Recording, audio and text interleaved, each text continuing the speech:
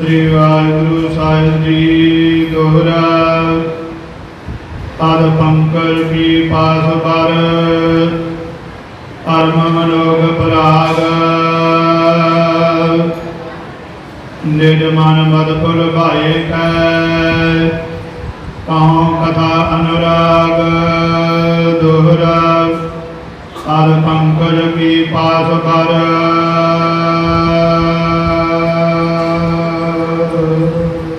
वाहिगुरु जी का खालसा वाहिगुरु जी की फतेह।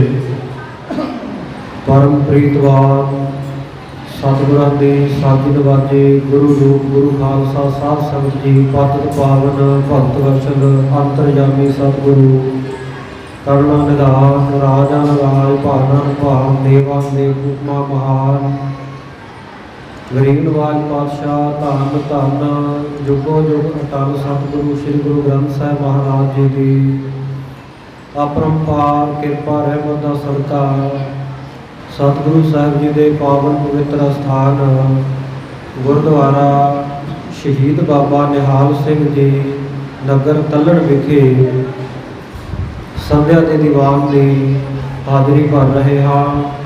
सजे हुए दीवाना विच आप जी ने रागी सिंघां दे पासों गुरु की बाणी का मनोहर कीर्तन तथा ग्रंथी सिंह जी के राही गुरु की नितनेम की बाणी रहराज साहिब जी के पाठ श्रवण करके लाभ प्राप्त किया है।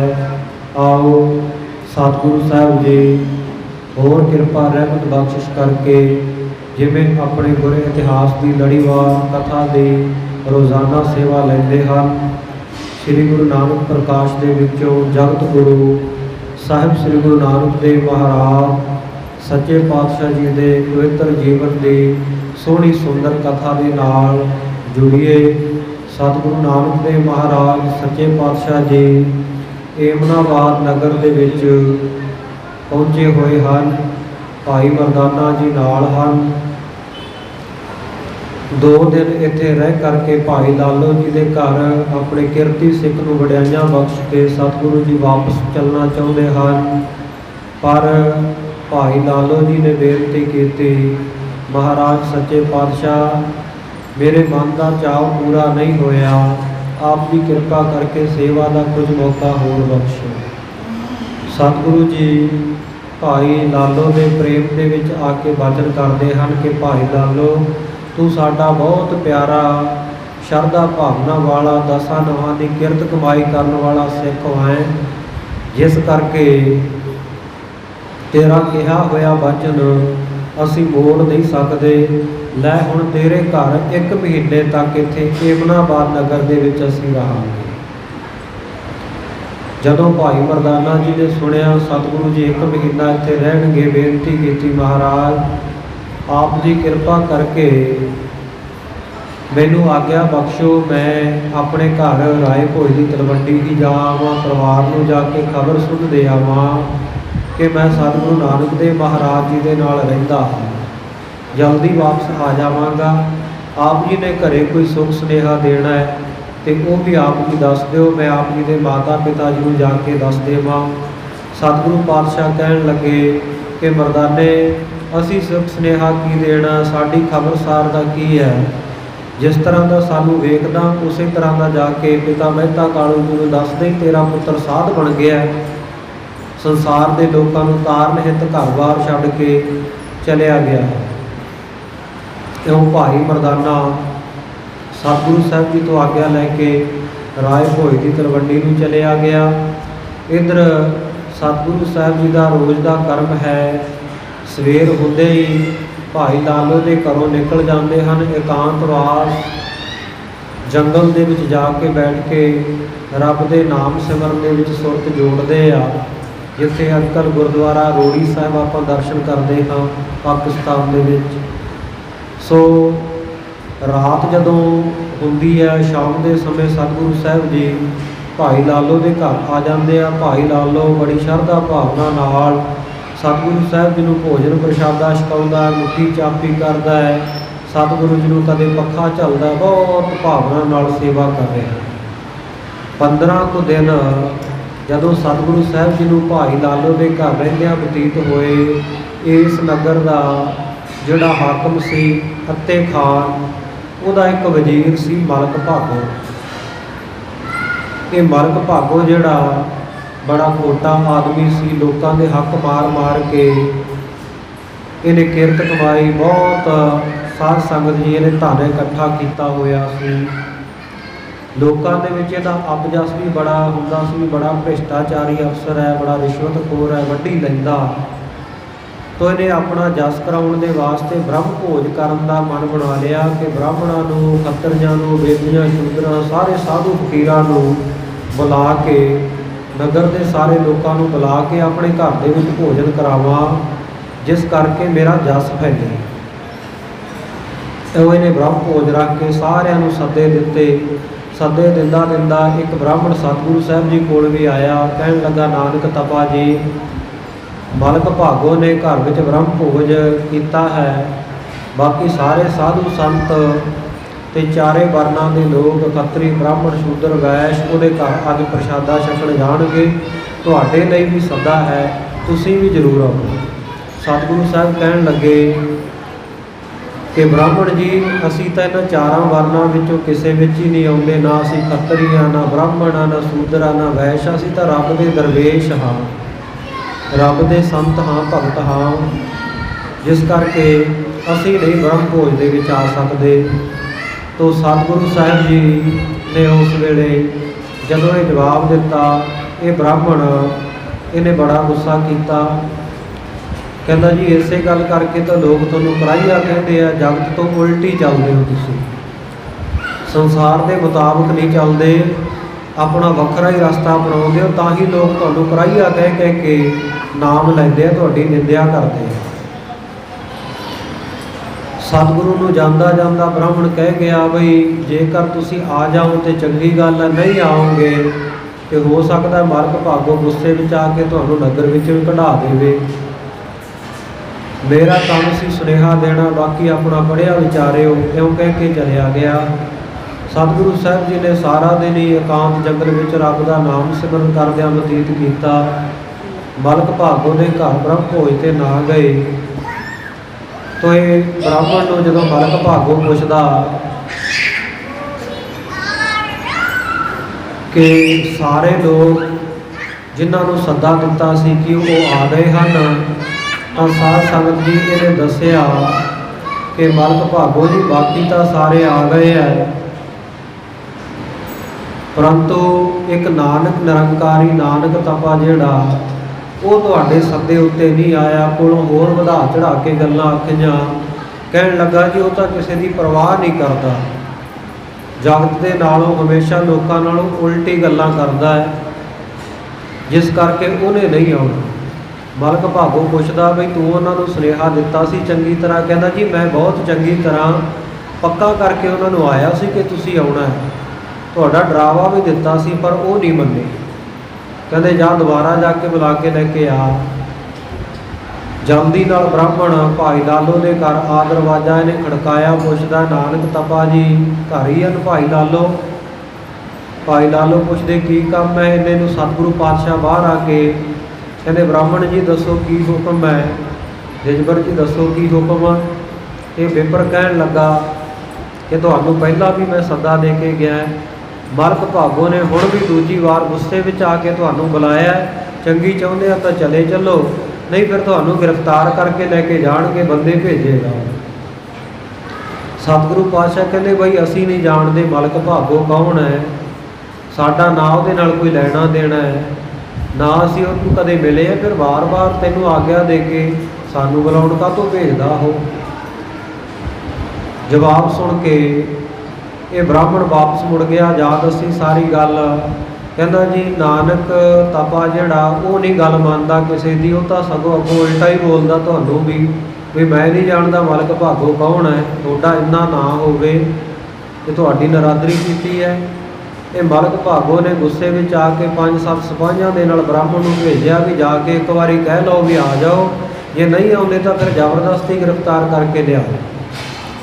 ਤੀਜੀ ਵਾਰੀ ਜਦੋਂ ਆਏ, ਸਤਿਗੁਰ ਪਾਤਸ਼ਾਹ ਨੇ ਦੇਖਿਆ ਬਈ ਹੁਣ ਤਾਂ ਜਿਹੜਾ ਮਲਕ ਭਾਗੋ ਦਾ ਹੰਕਾਰ ਦਾ ਥਰਮਾਮੀਟਰ ਆ ਨਾ, ਇਹ ਬਹੁਤ ਉੱਚੀ ਡਿਗਰੀ ਤੇ ਜਾ ਪਹੁੰਚਿਆ।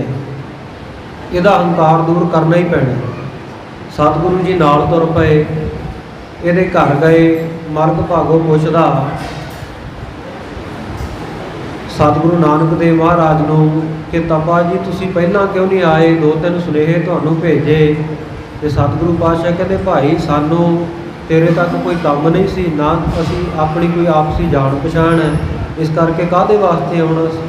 ਕਹਿੰਦਾ ਸਾਰੇ ਸਾਧੂ ਫਕੀਰ ਆਏ, ਉਹਨਾਂ ਨੇ ਭੋਜਨ ਛਕਿਆ, ਤੁਸੀਂ ਕੋਈ ਉਹਨਾਂ ਨਾਲੋਂ ਵੱਖਰੇ ਹੀ ਹੋ, ਤੁਸੀਂ ਵੀ ਆ ਕੇ ਛਕ ਲੈਂਦੇ।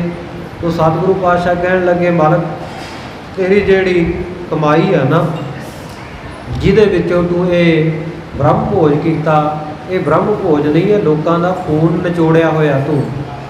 ਤੇ ਲੋਕਾਂ ਦੇ ਖੂਨ ਵਾਲਾ ਭੋਜਨ ਅਸੀਂ ਕਿਉਂ ਛਕੀਏ? ਜਿਨ੍ਹਾਂ ਨੂੰ ਨਹੀਂ ਪਤਾ ਉਹ ਤਾਂ ਛਕਣ, ਪਰ ਜਿਸ ਬੰਦੇ ਨੂੰ ਪਤਾ ਹੈ ਉਹ ਖੂਨ ਦੇ ਨਾਲ ਭਰਿਆ ਹੋਇਆ ਭੋਜਨ ਕਿਉਂ ਛਕੇਗਾ ਭਲਾ? ਮਲਕ ਭਾਗੋ ਹੋਰ ਗੁੱਸੇ ਵਿੱਚ ਆ ਗਿਆ। ਕਹਿੰਦਾ ਕਿਹੋ ਜਿਹੀਆਂ ਗੱਲਾਂ ਕਰਦੇ ਹੋ? ਤੁਹਾਨੂੰ ਪਤਾ ਨਹੀਂ ਕਿਹਦੇ ਨਾਲ ਗੱਲ ਕਰ ਰਹੇ ਹੋ। ਸਿੱਧੇ ਹੋ ਕੇ ਭੋਜਨ ਪ੍ਰਸ਼ਾਦਾ ਛਕੋ ਜਿਵੇਂ ਬਾਪੀਆਂ ਨੇ ਛਕਿਆ। ਸਤਿਗੁਰੂ ਕਹਿੰਦੇ ਚੰਗਾ ਭਾਈ ਲਿਆ, ਤੇਰੀ ਇੱਛਾ ਨਾ ਰਹਿ ਜਾਵੇ। ਭੋਜਨ ਮੰਗਾ ਲਿਆ। ਇੱਧਰ ਭਾਈ ਲਾਲੋ ਨੂੰ ਵੀ ਹੁਕਮ ਕਰਕੇ ਭੇਜ ਦਿੱਤਾ। ਕਹਿੰਦੇ ਲਾਲੋ ਘਰ ਦੇ ਵਿੱਚ ਜੋ ਰੁੱਖਾ ਮਿੱਸਾ ਭੋਜਨ ਪ੍ਰਸ਼ਾਦਾ ਬਚਿਆ ਉਹ ਲੈ। ਭਾਈ ਲਾਲੋ ਘਰ ਗਿਆ, ਕੋਧਰੇ ਦੀ ਰੋਟੀ ਦਾ ਟੁਕੜਾ ਲੈ ਆਇਆ। ਇੱਧਰ ਮਲਕ ਭਾਗੋ ਨੂੰ ਵੀ ਲਿਆ ਕੇ ਥਾਲ ਪਰੋਸ ਕੇ ਤਰ੍ਹਾਂ ਤਰ੍ਹਾਂ ਦੇ ਪਕਵਾਨ, ਮਾਲ ਪੂੜੇ, ਪੂੜੀਆਂ, ਕੜਾਹ ਪ੍ਰਸ਼ਾਦ ਇਤਿਆਦਿਕ ਤਰ੍ਹਾਂ ਤਰ੍ਹਾਂ ਦੇ ਸਵਾਦੀ ਪਦਾਰਥ ਲਿਆ ਰੱਖੇ, ਸਨਿਗਧ ਜਿਹੜੇ ਘਿਓ ਦੇ ਨਾਲ ਨਿਚੜਦੇ ਹੋਏ। ਸਤਿਗੁਰੂ ਪਾਤਸ਼ਾਹ ਨੇ ਮਲਕ ਭਾਗੋ ਦਾ ਇੱਕ ਪੂੜਾ ਚੁੱਕਿਆ ਥਾਲੀ ਵਿੱਚੋਂ, ਆਪਣੇ ਖੱਬੇ ਹੱਥ ਵਿੱਚ ਲੈ ਲਿਆ। ਭਾਈ ਲਾਲੋ ਤੋਂ ਕੋਧਰੇ ਦੀ ਰੋਟੀ ਫੜ ਕੇ ਸੱਜੇ ਹੱਥ ਵਿੱਚ ਲੈ ਲਈ। ਸਤਿਗੁਰੂ ਨਾਨਕ ਦੇਵ ਮਹਾਰਾਜ ਨੇ ਮੁੱਠੀਆਂ ਬੰਦ ਕਰਕੇ ਦੋਵੇਂ ਹੱਥਾਂ ਨੂੰ ਜਦੋਂ ਜ਼ੋਰ ਦੇ ਨਾਲ ਘੁੱਟਿਆ ਨਾ, ਤਾਂ ਸਾਧ ਸੰਗਤ ਜੀ ਮਲਕ ਭਾਗੋ ਦੇ ਪੂੜੇ ਵਿੱਚੋਂ ਲਹੂ ਤੇ ਭਾਈ ਲਾਲੋ ਦੇ ਕੋਧਰੇ ਦੇ ਪ੍ਰਸ਼ਾਦੇ ਵਿੱਚੋਂ ਦੁੱਧ ਚੋ ਪਿਆ। ਕੋ ਸਤਨਾਮ। ਦੁੱਧ ਚੋਣ ਲੱਗ ਪਿਆ। ਵੇਖਣ ਵਾਲੇ ਹੈਰਾਨ। ਜਿਉਂ-ਜਿਉਂ ਸਤਿਗੁਰੂ ਘੁੱਟਦੇ ਆ ਉਨੀਆਂ ਜ਼ਿਆਦਾ ਧਾਰਾ ਵਹਿੰਦੀਆਂ, ਇੱਕ ਪਾਸਿਓਂ ਖੂਨ ਦੀ, ਇੱਕ ਪਾਸਿਓਂ ਦੁੱਧ ਦੀ, ਧਰਤੀ ਦੇ ਉੱਤੇ ਪੈ ਰਹੀਆਂ। ਦੇਖਣ ਵਾਲੇ ਹੈਰਾਨ ਹੋ ਗਏ। ਮਲਕ ਭਾਗੋ ਵੀ ਬੜਾ ਸ਼ਰਮਿੰਦਾ ਜਿਹਾ ਹੋਇਆ, ਕੁਝ ਬੋਲ ਨਾ ਸਕਿਆ। ਸਤਿਗੁਰੂ ਸੱਚੇ ਪਾਤਸ਼ਾਹ ਕਹਿਣ ਲੱਗੇ ਭਾਈ ਇਹ ਜਿਹੜੀ ਭਾਈ ਲਾਲੋ ਦੀ ਕਿਰਤ ਕਮਾਈ ਹੈ, ਜਿਨ੍ਹਾਂ ਨੂੰ ਤੁਸੀਂ ਲੋਕ ਸ਼ੂਦਰ ਕਹਿੰਦੇ ਹੋ, 10 ਨੌਹਾਂ ਦੀ ਕਿਰਤ ਕਰਦਾ ਹੈ, ਭਾਵਨਾ ਰੱਖਦਾ ਹੈ, ਕਿਸੇ ਨਾਲ ਕੋਈ ਠੱਗੀ ਬੇਈਮਾਨੀ ਨਹੀਂ ਕਰਦਾ, ਜਿਸ ਕਰਕੇ ਇਹਦੇ ਪ੍ਰਸ਼ਾਦੇ ਵਿੱਚੋਂ ਦੁੱਧ ਨਿਕਲਿਆ। ਤੇ ਮਲਕ ਭਾਗੋ ਤੂੰ ਗਰੀਬਾਂ ਦਾ ਖੂਨ ਚੂਸ ਚੂਸ ਕੇ ਮਾਇਆ ਇਕੱਤਰ ਕੀਤੀ ਹੈ, ਉਹ ਮਾਇਆ ਵਿੱਚੋਂ ਬ੍ਰਹਮ ਭੋਜ ਕਰਦਾ, ਪਖੰਡ ਕਰਦਾ ਹੈ, ਜਿਸ ਕਰਕੇ ਆ ਖੂਨ ਤੇਰੇ ਸਾਹਮਣੇ ਅਸੀਂ ਨੁਚੜਦਾ ਹੋਇਆ ਦਿਖਾ ਦਿੱਤਾ। ਇਉਂ ਕਹਿ ਕੇ ਸਤਿਗੁਰੂ ਜੀ ਵਾਪਸ ਆ ਗਏ। ਮਲਕ ਭਾਗੋ ਬੜਾ ਗੁੱਸੇ ਹੋਇਆ, ਬਦਲਾ ਲੈਣ ਦੀ ਠਾਣ ਲਈ। ਕਹਿੰਦਾ ਸੁੱਖ ਦਾ ਸਾਹ ਹੀ ਤਾਂ ਆਉਣਾ ਹੈ ਜੇਕਰ ਮੈਂ ਇਹਨਾਂ ਤੋਂ ਬਦਲਾ ਲਵਾਂਗਾ। ਕੁਦਰਤੀ ਨਗਰ ਦਾ ਰਾਜਾ ਜਿਹੜਾ ਅਤੇ ਖਾਨ ਹੈ, ਉਹਨੇ ਆਪਣੇ ਵਜ਼ੀਰ ਮਲਕ ਭਾਗੋ ਨੂੰ ਬੁਲਾਇਆ। ਇਹ ਉਹਦੇ ਕੋਲ ਗਿਆ। ਅਤੇ ਖਾਨ ਦਾ ਨੌਜਵਾਨ ਲੜਕਾ ਜਿਹੜਾ ਬਹੁਤ ਲੰਬੇ ਸਮੇਂ ਤੋਂ ਬਿਮਾਰ ਸੀ, ਬੜੇ ਦਵਾ ਦਾਰੂ ਕੀਤੇ, ਬੜੇ ਇਲਾਜ ਓਹੜ ਪੋਹੜ ਕੀਤੇ, ਪਰ ਇਹ ਠੀਕ ਨਹੀਂ ਸੀ ਹੋ ਰਿਹਾ। ਇੱਥੇ ਗੁਰੂ ਨਾਨਕ ਪ੍ਰਕਾਸ਼ ਵਿੱਚ ਭਾਈ ਸੰਤੋਖ ਸਿੰਘ ਜੀ ਨੇ ਸੰਖੇਪ ਲਿਖਿਆ, ਪਰ ਭਾਈ ਮਨੀ ਸਿੰਘ ਵਾਲੀ ਜਨਮ ਸਾਖੀ ਵਿੱਚ ਖੋਲ੍ਹ ਕੇ ਇਹ ਇਤਿਹਾਸ ਨੂੰ ਲਿਖਿਆ ਹੋਇਆ ਹੈ ਕਿ 1100 ਸਾਧੂ ਸੰਤਾਂ ਨੂੰ, ਫਕੀਰਾਂ ਨੂੰ ਇਹਨੇ ਕੈਦ ਕੀਤਾ ਹੋਇਆ ਸੀ। ਕੈਦ ਕਿਉਂ ਕੀਤਾ ਸੀ? ਬਈ ਇਹਨੂੰ ਕਿਸੇ ਨੇ ਕਿਹਾ ਸੀ ਵੀ ਜੇ ਕੋਈ ਰੱਬ ਦਾ ਪਿਆਰਾ ਆ ਕੇ ਤੇਰੇ ਪੁੱਤਰ ਦੀ ਅਰਦਾਸ ਕਰੇ, ਫਰਿਆਦ ਕਰੇ ਖੁਦਾ ਦੇ ਅੱਗੇ, ਤਾਂ ਇਹ ਠੀਕ ਹੋ ਸਕਦਾ। ਕੰਮ ਤਾਂ ਕਰਾਉਣਾ ਚਾਹੁੰਦਾ ਸੀ ਠੀਕ, ਪਰ ਤਰੀਕਾ ਗਲਤ ਸੀ। ਸਾਧੂ ਮਹਾਤਮਾ ਨੂੰ ਦੁੱਖ ਦੇ ਕੇ, ਡਰਾਵੇ ਦੇ ਕੇ, ਗ੍ਰਿਫਤਾਰ ਕਰਕੇ ਕਰਾਉਣਾ ਚਾਹੁੰਦਾ ਸੀ। ਸਾਧੂ ਸੰਤਾਂ ਤੋਂ ਕੋਈ ਕਾਰਜ ਕਰਾਉਣਾ ਹੋਵੇ ਤੇ ਉਹਨਾਂ ਦੀ ਸੇਵਾ ਕਰਕੇ, ਉਹਨਾਂ ਦੇ ਚਰਨ ਪਰਸ ਕੇ ਕਰਾਈਦਾ, ਪਰ ਇਹ ਉਲਟਾ ਕਰ ਰਿਹਾ ਸੀ। ਸਤਿਗੁਰੂ ਨਾਨਕ ਦੇਵ ਮਹਾਰਾਜ ਸੱਚੇ ਪਾਤਸ਼ਾਹ ਜੀ ਬਾਰੇ ਮੌਕਾ ਜਾਣ ਕੇ ਦੱਸ ਪਾਈ ਨੇ। ਮਲਕ ਭਾਗੋ ਨੇ ਵੀ ਵਧੀਆ ਮੌਕਾ ਹੈ, ਉਹਨਾਂ ਨੇ ਮੇਰੀ ਬੇਇੱਜ਼ਤੀ ਕੀਤੀ ਹੈ ਲੋਕਾਂ ਦੇ ਵਿੱਚ, ਤੋਂ ਮੈਂ ਉਹਨਾਂ ਤੋਂ ਬਦਲਾ ਲੈ ਸਕਦਾ, ਉਹਨਾਂ ਨੂੰ ਗ੍ਰਿਫਤਾਰ ਕਰਾ ਕੇ। ਕਹਿਣ ਲੱਗਾ ਜੀ ਆਪਣੇ ਪੁੱਤਰ ਨੂੰ ਠੀਕ ਕਰਨਾ ਚਾਹੁੰਦੇ ਹੋ ਤੇ ਇੱਕ ਬੜਾ ਪੁੱਜਿਆ ਹੋਇਆ ਕਾਮਲ ਫਕੀਰ ਨਾਨਕ ਤਪਾ ਆਪਣੇ ਨਗਰ ਵਿੱਚ ਆਇਆ ਹੋਇਆ, ਜੇਕਰ ਉਹ ਤੁਹਾਡੇ ਪੁੱਤਰ ਦੀ ਅਰਦਾਸ ਕਰ ਦੇਵੇ ਤੇ ਇਹ ਠੀਕ ਹੋ ਸਕਦਾ। ਜਿਸ ਵੇਲੇ ਆਹ ਵਚਨ ਕੀਤੇ, ਸਾਧ ਸੰਗਤ ਜੀ ਇਹ ਗੱਲ ਕਹੀ ਤਾਂ ਇਹਨੇ ਸਤਿਗੁਰੂ ਨਾਨਕ ਦੇਵ ਮਹਾਰਾਜ ਸੱਚੇ ਪਾਤਸ਼ਾਹ ਜੀ ਨੂੰ ਸੱਦਾ ਭੇਜ ਕੇ ਬੁਲਾ ਲਿਆ। ਅਤੇ ਖਾਨ ਨੇ ਸਤਿਗੁਰੂ ਪਾਤਸ਼ਾਹ ਜੀ ਪੁੱਛਦੇ ਆ ਵੀ ਕਿਉਂ ਬੁਲਾਇਆ? ਕਹਿੰਦਾ ਜੀ ਮੇਰਾ ਲੜਕਾ ਬਹੁਤ ਲੰਮੇ ਸਮੇਂ ਤੋਂ ਬਿਮਾਰ ਹੈ ਤੇ ਤੁਸੀਂ ਕਿਰਪਾ ਕਰਕੇ ਇਹਦੇ ਵਾਸਤੇ ਦੁਆ ਸਲਾਮ ਕਰੋ, ਅਰਦਾਸ ਕਰੋ, ਇਹ ਠੀਕ ਹੋ ਜਾਵੇ। ਜੇਕਰ ਤੁਸੀਂ ਇਹਨੂੰ ਠੀਕ ਨਹੀਂ ਕਰੋਗੇ ਤਾਂ ਫਿਰ ਮੈਂ ਤੁਹਾਨੂੰ ਗ੍ਰਿਫਤਾਰ ਕਰਕੇ ਜੇਲ੍ਹ ਵਿੱਚ ਡੱਕ ਦਿਆਂਗਾ। ਜਦੋਂ ਆਹ ਗੱਲ ਕੀਤੀ, ਸਤਿਗੁਰ ਸੱਚੇ ਪਾਤਸ਼ਾਹ ਨੇ ਇਹਨਾਂ ਮਾਂਡੀਆਂ ਦਾ ਹੰਕਾਰ ਤੋੜਨ ਵਾਸਤੇ ਸਹਿ ਸੁਭਾਏ ਵਚਨ ਕਰ ਦਿੱਤੇ। ਕਹਿੰਦੇ ਅਤੇ ਖਾਨ ਰਾਜਾ ਸਾਹਿਬ, ਜਿਹੜੇ ਪੁੱਤਰ ਨੂੰ ਠੀਕ ਕਰਨ ਵਾਸਤੇ ਤੂੰ ਮੈਨੂੰ ਆਹ ਸਿਫਾਰਿਸ਼ਾਂ ਕਰ ਰਿਹਾ, ਡਰਾਵੇ ਦੇ ਰਿਹਾ, ਘਰੇ ਤਾਂ ਪਤਾ ਕਰ ਲਾ ਵੀ ਉਹ ਜਿਉਂਦਾ ਕਿ ਨਹੀਂ। ਉਹ ਤਾਂ ਕਦੋਂ ਦਾ ਜਮ ਲੋਕ ਪਹੁੰਚ ਗਿਆ, ਕਦੋਂ ਦਾ ਮਰ ਚੁੱਕਿਆ। ਇਹਨੇ ਬੰਦਾ ਭੇਜ ਕੇ ਘਰੇ ਪਤਾ ਕੀਤਾ ਤੇ ਸੱਚਮੁੱਚ ਇਹਦਾ ਪੁੱਤਰ ਉਸ ਵੇਲੇ ਨੂੰ ਮਰ ਚੁੱਕਾ ਸੀ। ਜਦੋਂ ਸਤਿਗੁਰੂ ਨਾਨਕ ਦੇਵ ਜੀ ਦੇ ਆਹ ਵਚਨ ਸੁਣੇ, ਇਹਨੇ ਜਾਣਿਆ ਵੀ ਇਹ ਕਾਮਲ ਫਕੀਰ ਹੈ, ਚਰਨਾਂ ਤੇ ਢਹਿ ਪਿਆ। ਕਹਿਣ ਲੱਗਾ ਫਕੀਰ ਜੀ ਜਿਸ ਤਰ੍ਹਾਂ ਮਰਜ਼ੀ ਕਰੋ, ਜੇ ਤੁਹਾਡੇ ਵਚਨਾਂ ਨਾਲ ਇਹ ਮਰ ਸਕਦਾ ਹੈ, ਤੁਹਾਡੇ ਵਚਨਾਂ ਨਾਲ ਜਿਉਂਦਾ ਵੀ ਹੋ ਸਕਦਾ। ਤੋ ਸਤਿਗੁਰੂ ਨਾਨਕ ਦੇਵ ਮਹਾਰਾਜ ਕਹਿੰਦੇ ਭਾਈ ਜਿਵੇਂ ਖੁਦਾ ਨੂੰ ਭਾਵੇ ਉਵੇਂ ਹੀ ਹੋਣਾ ਹੈ, ਪਰ ਕਹਿੰਦੇ ਤੂੰ ਜ਼ੁਲਮ ਬਹੁਤ ਕੀਤੇ ਸਾਧੂ ਫਕੀਰਾਂ ਦੇ ਨਾਲ, ਇਸ ਤਰ੍ਹਾਂ ਦਾ ਵਰਤਾਓ ਨਹੀਂ ਕਰੀਦਾ, ਗ੍ਰਿਫਤਾਰ ਨਹੀਂ ਕਰੀਦਾ, ਡਰਾਵੇ ਨਹੀਂ ਦੇਈਦੇ, ਸ਼ਰਧਾ ਭਾਵਨਾ ਰੱਖੀ ਦੀ ਹੈ। ਇਉਂ ਕਰ ਜਿਹੜਾ 1100 ਸਾਧੂ ਫਕੀਰ ਤੂੰ ਕੈਦ ਕੀਤਾ ਹੋਇਆ ਨਾ, ਸਾਰਿਆਂ ਨੂੰ ਰਿਹਾ ਕਰ ਦੇ। ਕੱਲੇ ਕੱਲੇ ਸਾਧੂ ਦਾ ਚਰਨ ਆਪਣੇ ਪੁੱਤਰ ਦੇ ਮੱਥੇ ਨਾਲ ਛੁਹਾ, ਇਹ ਜਿਉਂਦਾ ਹੋ ਜਾਵੇਗਾ। ਇਹ 1100 ਸਾਧੂਆਂ ਦੇ ਚਰਨ ਆਪਣੇ ਮਰੇ ਪਏ ਪੁੱਤਰ ਦੇ ਮੱਥੇ ਨੂੰ ਛੁਹਾਏ ਅਤੇ ਖਾਨ ਨੇ। ਤੇ ਜਦੋਂ ਸਤਿਗੁਰੂ ਨਾਨਕ ਦੇਵ ਮਹਾਰਾਜ ਦੇ ਚਰਨਾਂ ਵਿੱਚ ਲਿਆ ਰੱਖਿਆ, ਸਤਿਗੁਰੂ ਜੀ ਦੇ ਚਰਨਾਂ ਦਾ ਸਪਰਸ਼ ਕਰਾਇਆ ਤੇ ਅਤੇ ਖਾਨ ਦਾ ਜਿਹੜਾ ਪੁੱਤਰ ਸੀ ਉਹ ਸਾਧ ਸੰਗਤ ਜੀ ਜਿਉਂਦਾ ਹੋ ਉੱਠਿਆ ਸੀ, ਜੀਵਤ ਹੋ ਗਿਆ ਸੀ। ਇਉਂ ਸਤਿਗੁਰੂ ਸੱਚੇ ਪਾਤਸ਼ਾਹ ਜੀ ਨੇ ਇੱਥੇ ਇਹ ਕੌਤਕ ਵਰਤਾਇਆ, ਮਿਰਤਕ ਕੋ ਪਾਇਓ ਤਨ ਸਾਸਾ ਵਿਛਰਤ ਆਣ ਮਿਲਾਇਆ। ਇਹ ਇਤਿਹਾਸ ਆਪਾਂ ਸੁਣ ਚੁੱਕੇ ਆ। ਸਤਿਗੁਰੂ ਸੱਚੇ ਪਾਤਸ਼ਾਹ ਜੀ ਏਮਨਾਬਾਦ ਦੀ ਧਰਤੀ 'ਤੇ ਵਿਰਾਜਦੇ ਆ। ਅੱਗੇ ਜਿਵੇਂ ਪ੍ਰਸੰਗ ਆ ਰਿਹਾ ਹੈ, ਤਲਵੰਡੀ ਨਗਰ ਵਿਖੇ ਭਾਈ ਮਰਦਾਨਾ ਜੀ ਜਾਣਗੇ ਭਾਈ ਬਾਲਾ ਦੇ ਨਾਲ।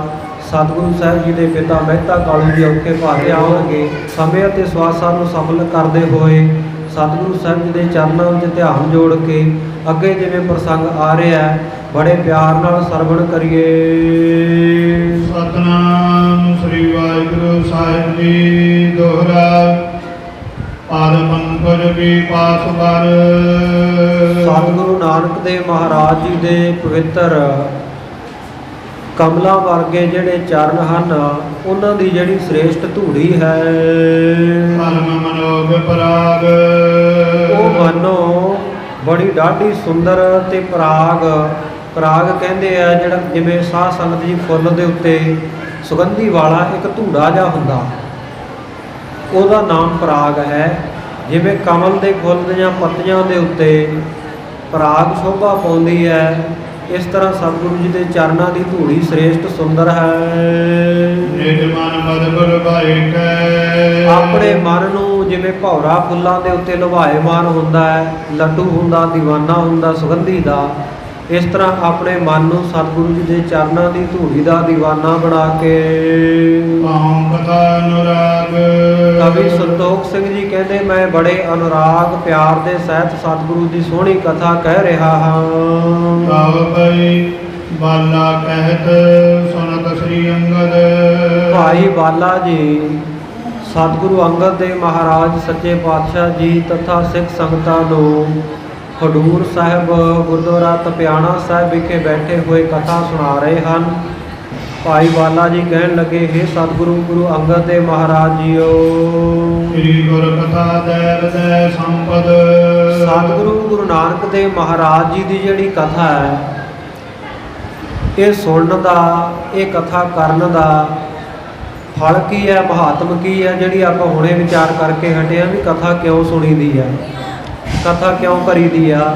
ਉਹ ਕਵੀ ਜੀ ਨੇ ਦੇਖੋ ਕੁਦਰਤੀ ਪ੍ਰਸੰਗ ਵਿੱਚ ਆ ਗਿਆ ਕਿ ਸ੍ਰੀ ਗੁਰ ਕਥਾ ਦੈਵ ਦਇ ਸੰਪਦ। ਸਤਿਗੁਰੂ ਸਾਹਿਬ ਜੀ ਦੀ ਜਿਹੜੀ ਕਥਾ ਹੈ ਉਹ ਦੈਵੀ ਗੁਣਾਂ ਨੂੰ, ਸ਼ੁਭ ਗੁਣਾਂ ਨੂੰ ਬਖਸ਼ਣ ਵਾਲੀ ਹੈ। ਸਤਿਗੁਰੂ ਜੀ ਦੀ ਕਥਾ ਸੁਣਾਂਗੇ, ਸਾਡੇ ਅੰਦਰ ਸਤ, ਸੰਤੋਖ, ਧੀਰਜ, ਦਇਆ, ਖਿਮਾ ਇਤਿਆਦਿਕ ਜਿਹੜੇ ਗੁਣਾਂ ਦਾ ਨਿਵਾਸ ਹੁੰਦਾ। ਸਤਿਗੁਰੂ ਜੀ ਦੀ ਕਥਾ ਸੁਣਨ ਦਾ ਇਹ ਮਹਾਤਮ ਹੈ। ਪਰ ਮਹਾਤਮ ਤਾਂ ਹੀ ਪ੍ਰਾਪਤ ਹੋਵੇਗਾ ਜੇ ਸੁਣਾਂਗੇ। ਜੇ ਆਪਣੀ ਹੀ ਕਥਾ ਸੁਣਾਈ ਜਾਣੀ ਆ ਗੁਰਦੁਆਰੇ ਆ ਕੇ ਇੱਕ ਦੂਜੇ ਨੂੰ, ਤੇ ਫਿਰ ਸਤਿਗੁਰੂ ਸਾਹਿਬ ਜੀ ਦੀ ਕਥਾ ਦੇ ਵਿੱਚ ਬੈਠਿਆਂ ਲਾਭ ਤਾਂ ਨਹੀਂ ਮਿਲਣਾ ਨਾ। ਇਸ ਕਰਕੇ ਕਵੀ ਜੀ ਕਹਿੰਦੇ ਸਤਿਗੁਰੂ ਗੁਰੂ ਨਾਨਕ ਦੇਵ ਮਹਾਰਾਜ ਸੱਚੇ ਪਾਤਸ਼ਾਹ ਜੀ ਦੀ ਸੋਹਣੀ ਸੁੰਦਰ ਜਿਹੜੀ ਕਥਾ ਹੈ ਇਹ ਦੈਵੀ ਗੁਣਾਂ ਨੂੰ, ਸ਼ੁਭ ਗੁਣਾਂ ਨੂੰ ਬਖਸ਼ਣ ਵਾਲੀ ਹੈ।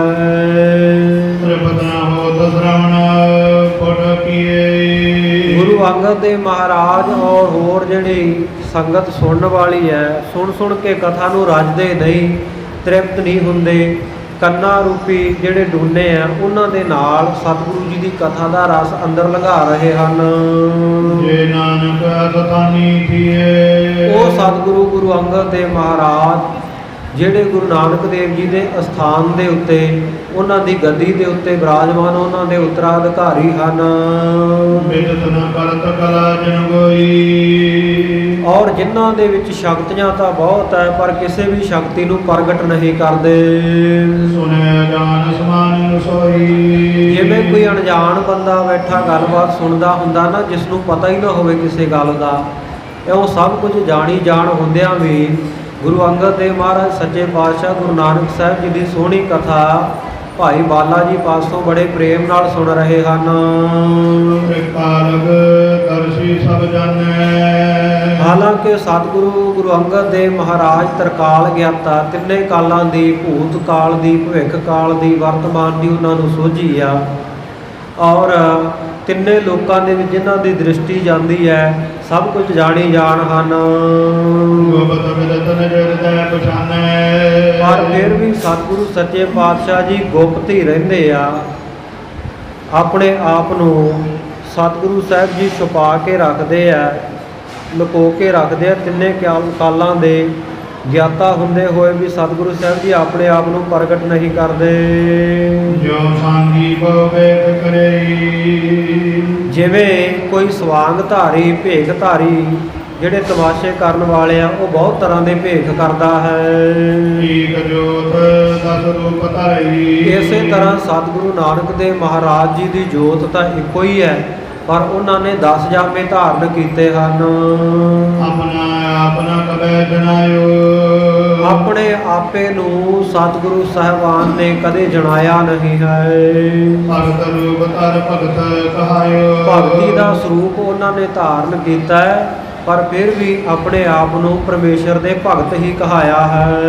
ਦੋਹਰਾ ਸਾਂਗੀ ਪਾਛੁਲ ਵੇਖ ਕੋ, ਜਿਵੇਂ ਕੋਈ ਸਵਾਂਗ ਧਾਰੀ, ਭੇਖ ਧਾਰੀ, ਤਮਾਸ਼ੇ ਦਿਖਾਉਣ ਵਾਲਾ, ਜਿਹੜਾ ਭੇਖ ਉਹਨੇ ਪਿੱਛੇ ਧਾਰਨ ਕੀਤਾ ਹੋਵੇ ਪਹਿਲਾਂ, ਆਪਣਾ ਬਤਾਵੇ ਸੋਏ, ਉਹ ਕਦੇ ਨਹੀਂ ਦੱਸਦਾ ਵੀ ਮੈਂ ਪਹਿਲਾਂ ਇਸ ਭੇਖ ਦੇ ਵਿੱਚ ਆਇਆ ਸੀ, ਅੱਜ ਇਸ ਭੇਖ ਵਿੱਚ ਆਇਆ। ਜਿਵੇਂ ਉਹ ਭੇਖ ਧਾਰੀ ਬਹਿ ਰੂਪੀਏ ਪਿੰਡਾਂ ਵਿੱਚ ਫਿਰਦੇ ਹੁੰਦੇ ਆ ਨਾ, ਕਦੇ ਪੁਲਿਸ ਵਾਲੇ ਬਣ ਕੇ ਆ ਜਾਣਾ ਉਹਨਾਂ ਨੇ, ਕਦੇ ਚੌਕੀਦਾਰ ਬਣ ਕੇ ਆ ਜਾਣਾ, ਕਦੇ ਕਿਸੇ ਦੇਵੀ ਦੇਵਤੇ ਦਾ ਰੂਪ ਧਾਰਨ ਕਰਕੇ ਆ ਜਾਣਾ।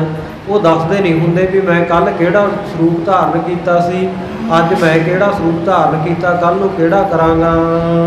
ਵੀਖ ਧਰੇ ਜਸ ਕਰਤ ਤਸ, ਹਾਂ, ਜਿਸ ਤਰ੍ਹਾਂ ਦੀ ਉਹਨਾਂ ਦੀ ਕਿਰਤ ਹੁੰਦੀ ਹੈ, ਜਿਸ ਤਰ੍ਹਾਂ ਦਾ ਭੇਖ ਧਾਰਨ ਕੀਤਾ ਹੁੰਦਾ ਹੈ, ਇਹ ਜਾਣੈ ਸਭ ਕੋਏ। ਇਹ ਸਾਰੇ ਲੋਕ ਜਾਣਦੇ ਆ ਵੀ ਉਹ ਦੱਸਦੇ ਨਹੀਂ ਹੁੰਦੇ ਵੀ ਅਸੀਂ ਕਿਹੋ ਜਿਹੇ ਭੇਖੀ ਹਾਂ।